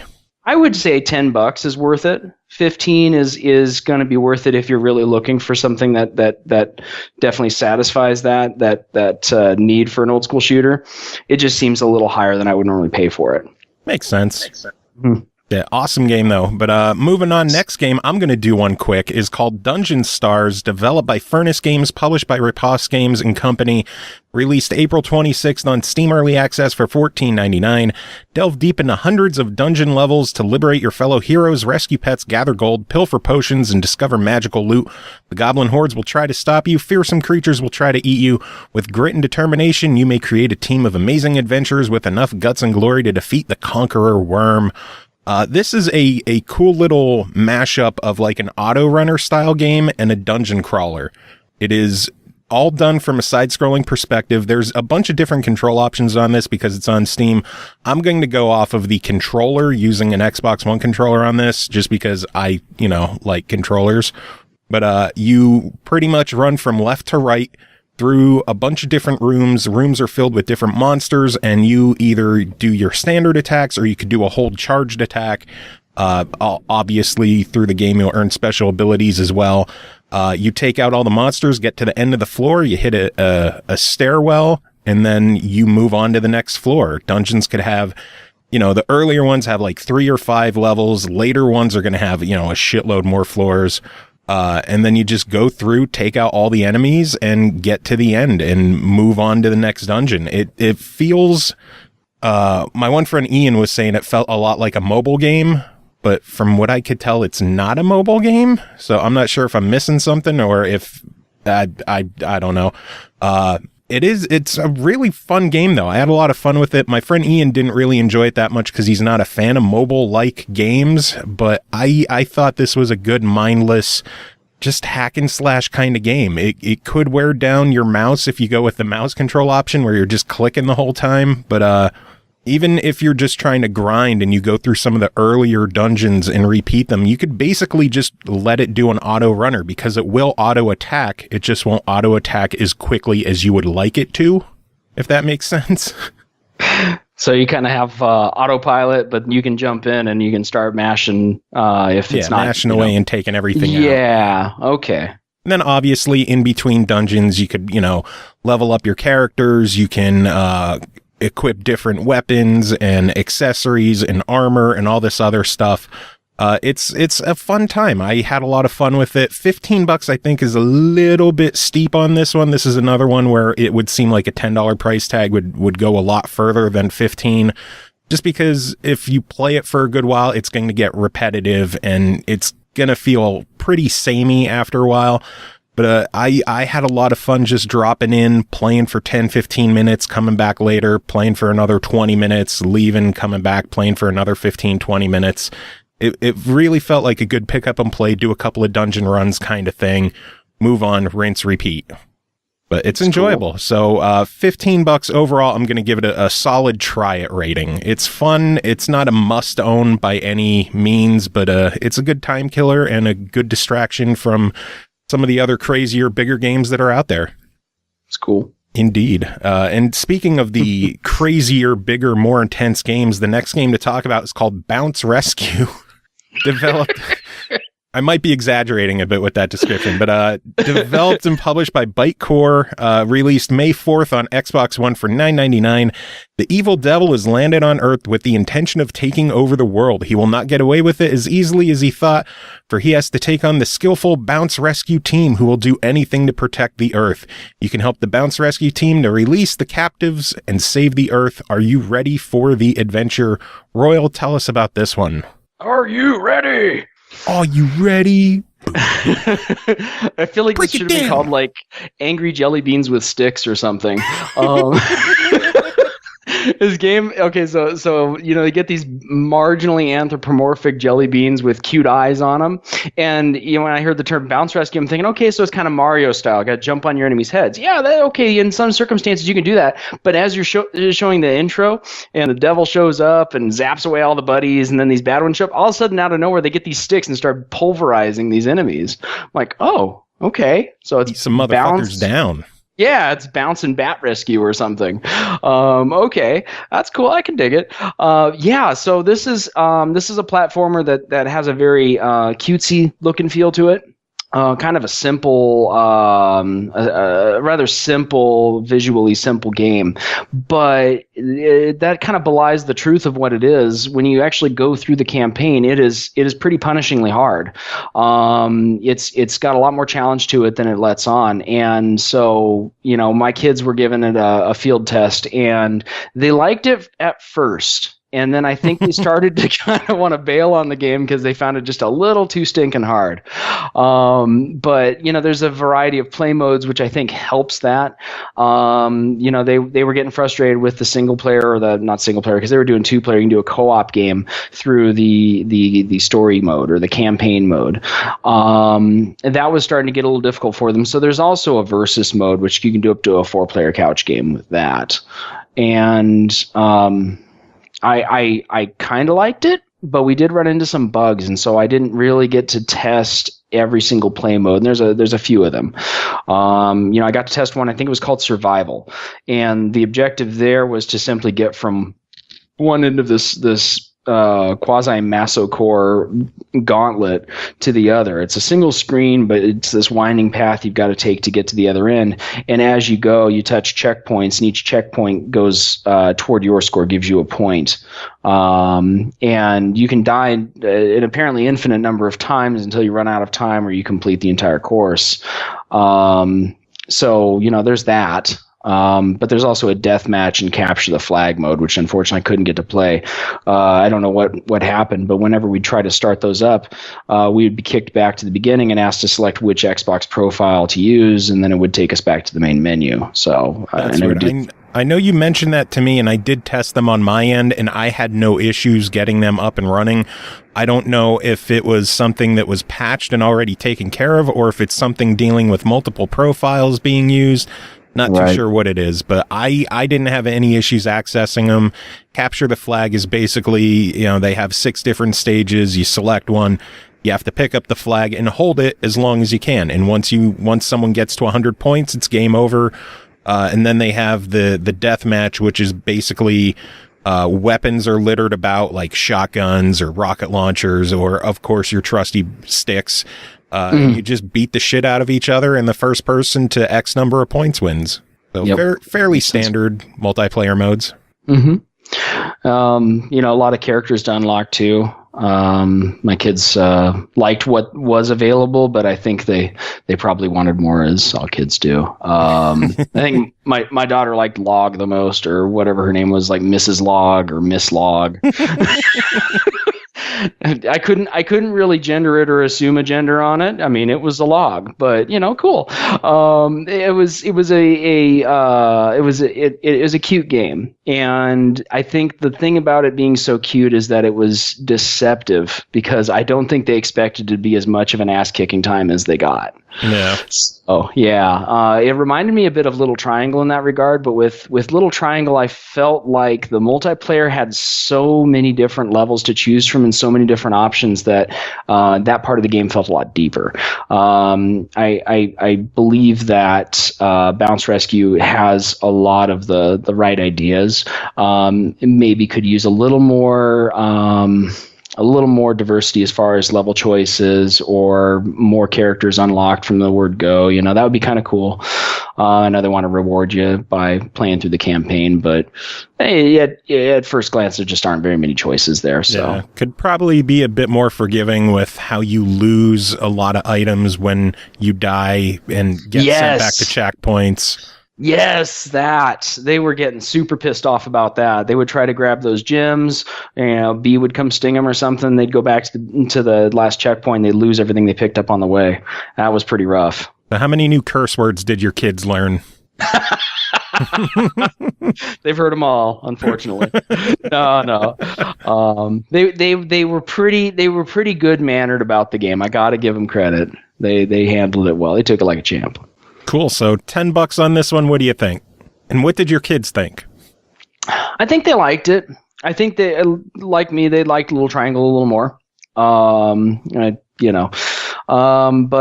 $10, I think that's probably a fair price. I mean, the campaign's pretty long. It's got boss fights that we didn't even get to. Oh, God, I can't remember how many stages. Was it 100 or something?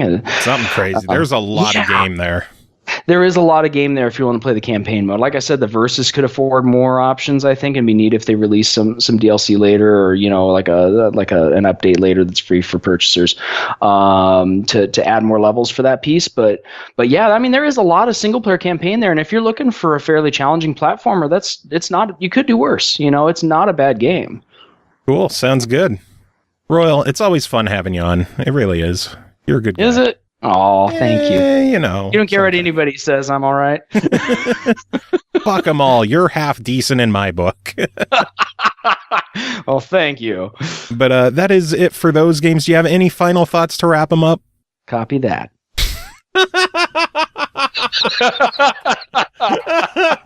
And no one's gonna get that joke. Probably not. Oh, fuck, that's awesome.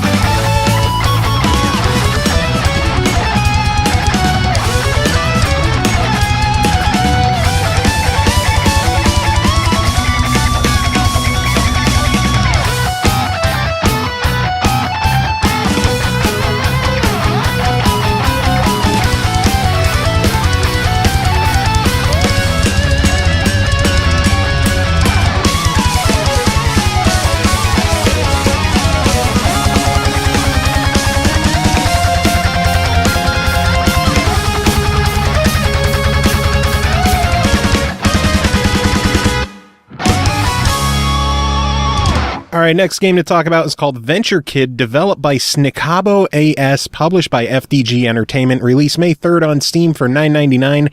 The evil Dr. Teklov is about to build a secret weapon disguised in his huge space fortress. Time is running out, but our hero Andy stepped up to defeat him and fight his way through Teklov's minions. Join Andy and prepare yourself for a dangerous journey that demands great skill and determination. Will you succeed?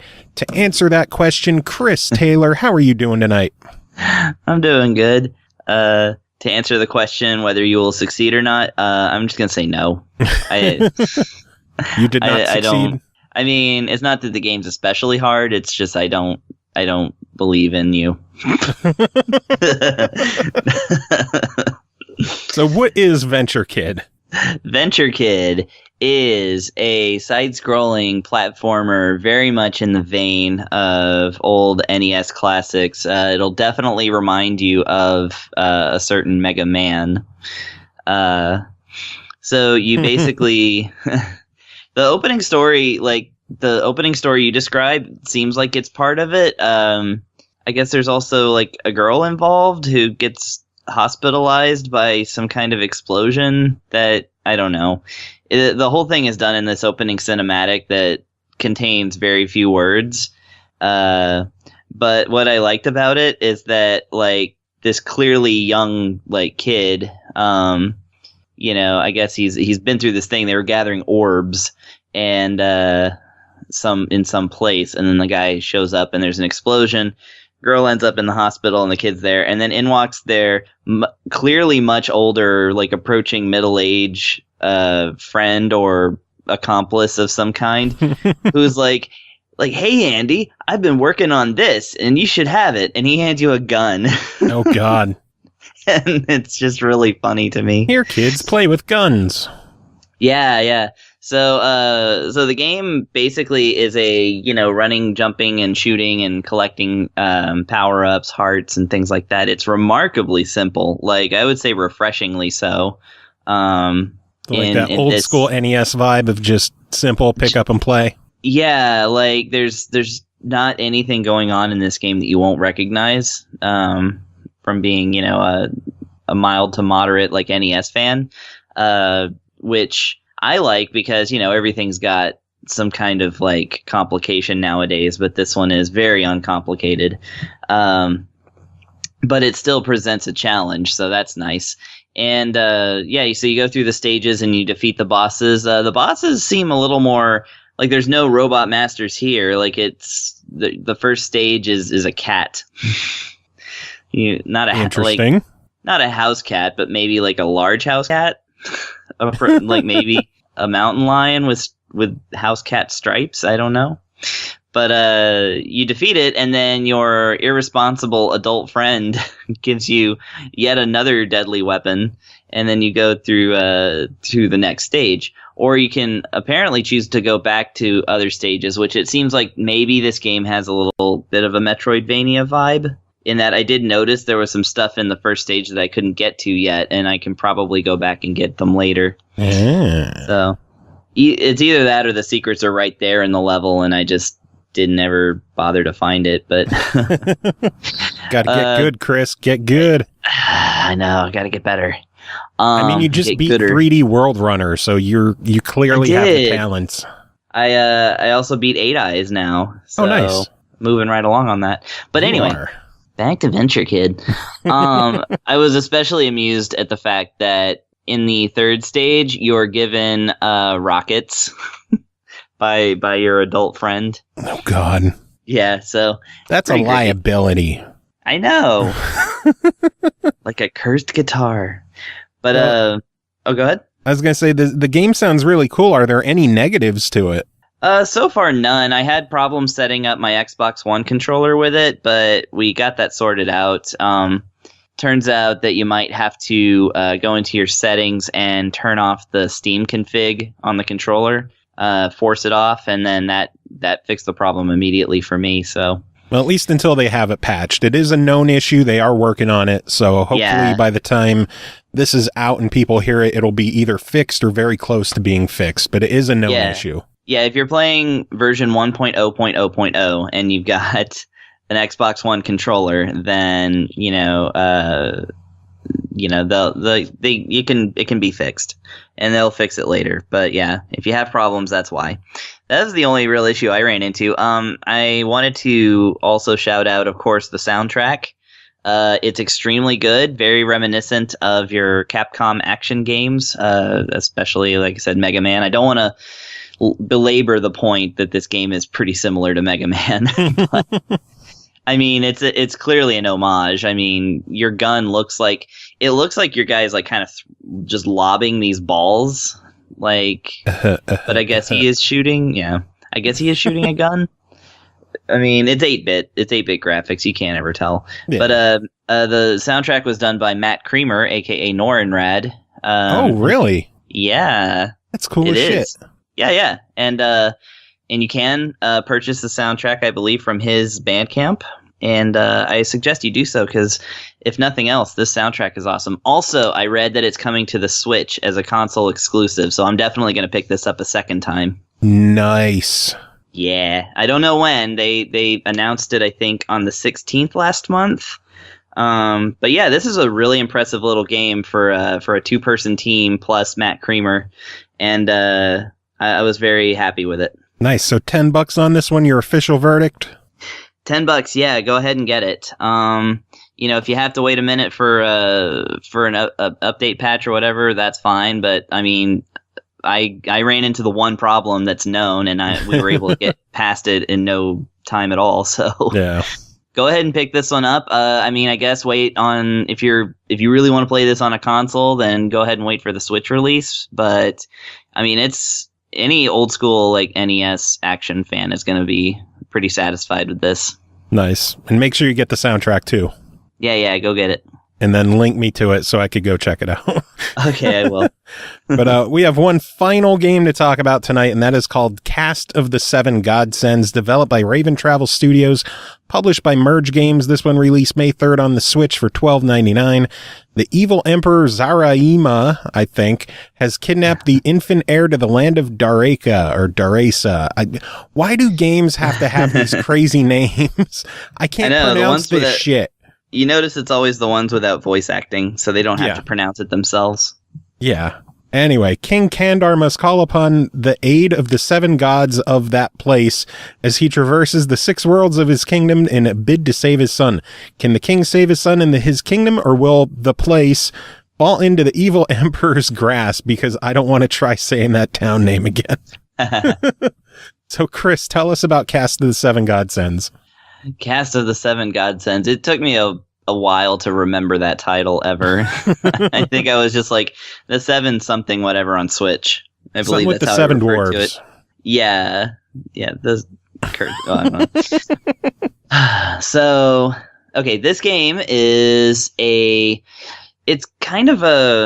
an interesting platformer. It definitely reminded me of something you might see in an old arcade cab, probably by Taito. Something like Roston or something, but it's a little more sophisticated. It definitely plays like this combination. It's like basically if Ghosts and Goblins controlled really well. Mm-hmm. Like you actually had like full control over the character, but it still had that like throwing stuff. Like every item is a kind of projectile. Actually, there is a sword, but it's actually kind of hard to get. That's a rare thing. But I thought there was a sword anyway. Maybe I think I got it the first time and then instantly didn't have it. So maybe I'm just misremembering it. But that's the thing about this game is that it has so many weapons and spells and like different things that you can do. That's really quite an interesting like concept as far as that goes. So you're running through this game. You start off in the place. Basically, you're the king and you're hanging out with the queen and your little baby, and demons come and kidnap the baby and also you kind of get dragged into it, and then you have to go and like try and find this baby being kidnapped by demons, I guess, and hopefully taken care of, because it's like a tiny baby, and I'm like that's worrying. So you go through these stages, and quite often, and like I said, this is a little bit like Ghosts and Goblins, is that a column will pop up with an orb on it, and you break that open, and there'll be like an item inside, or armor upgrades for your character, so you can take a couple extra hits. There's also a certain icon that when you grab it, it lets you then transform into one of the seven godsends, which are kind of the tack upon which the gameplay revolves. So each of the godsends is like a whole different type of character with a whole different set of like powers and things that they can do. So you got like your fire armor god thing, which is shoots flames everywhere and like has high attack power, stuff like that. You have a lightning guy who he's got a whole different set of stuff. Then you have like a forest thing, which looks like a big frog, and you shoot little like bulbs that grow into plants, and the plants like I guess do like kind of bomb damage to the enemies, like kind of like a sticky mine, which is kind of interesting. And you also can like shoot vines and like climb up to high places and things like that. So there's all kinds of stuff to look at with those. And then each of them, like within those, you get certain types of magic that you can combine and use that. And they advertise that there's like 30 different kinds of like spell combinations that you can do. So it's a lot to look at. You get all kinds of weapons. And then, like I said, the enemies, your usual sort of platformer, stuff. And the thing I like about this is that it actually shows HP damage. So you can kind of gauge what your weapons are doing versus each other, which is super handy. Also, it absolutely lets you know when you're making contact with the enemy, which some of the bosses, like the wizards and stuff, like they spend so much time floating around like invisible, like you never know when you're actually able to hit them. Yeah. So that's kind of nice. So it's that. You go through a variety of levels. I got pretty far in this one. I feel like if there's 6 levels, that either it's a pretty short game or that there's like, you know, the last bit of the game, which I haven't gotten to yet, is like just hellaciously hard, which I've been playing so many NES games lately that that's just default what I expect. I was like, okay, so first 5 levels are fine and level 6 is absolute hell. So I don't know about that, but I do know that there are 4 difficulty levels, and you get unlockables for every level. Ooh. Just little things Unlockables here are and always there. good. Yeah, so little things here and there. The game definitely provides you with enough incentive to go through it many times, so that's really nice. Art style is interesting. It all looks hand-drawn. They keep saying it's 16-bit inspired, but I didn't really see that. It just looked more like an arcade game with hand-drawn, like, looks to me like kind of indie comic book style art. It's hard to place, but it's definitely like, it's not like super like commercial like looking art. Like it looks like somebody actually sat down and drew these things. That's cool. But it looks good. Soundtrack's good, and the one little thing about it to me is I actually had to look it up. Apparently this developer is Italian, and so English is not their first language, and that does come up a little bit in the game. So you have a few little typos and mistranslations here and there, and they're very amusing. But the thing that annoys me is that when text appears, you can't speed it up, but you can immediately skip it, and so you can end up like missing out on the dialogue just by. I hate when that happens in games. Yeah. You hit the A button to so you could just see all of it, and then all of it is gone. Yeah, exactly. Like you just barely see the character portrait, and then they're gone. And you're like, what? No, So come back! I wanted to hear what you said. I know, like, and you know me, it's like even if it's a bad translation, I love it even more. Yeah. So I was totally like, the last time I was playing through this, I was trying to read every single bit of stuff, and even then, I still consciously trying to read all the dialogue. I still ended up accidentally skipping a couple of scenes. So, oh boy, get on that, devs. Stop doing that. No, let the person speed up the dialogue and then have to push the button again to skip.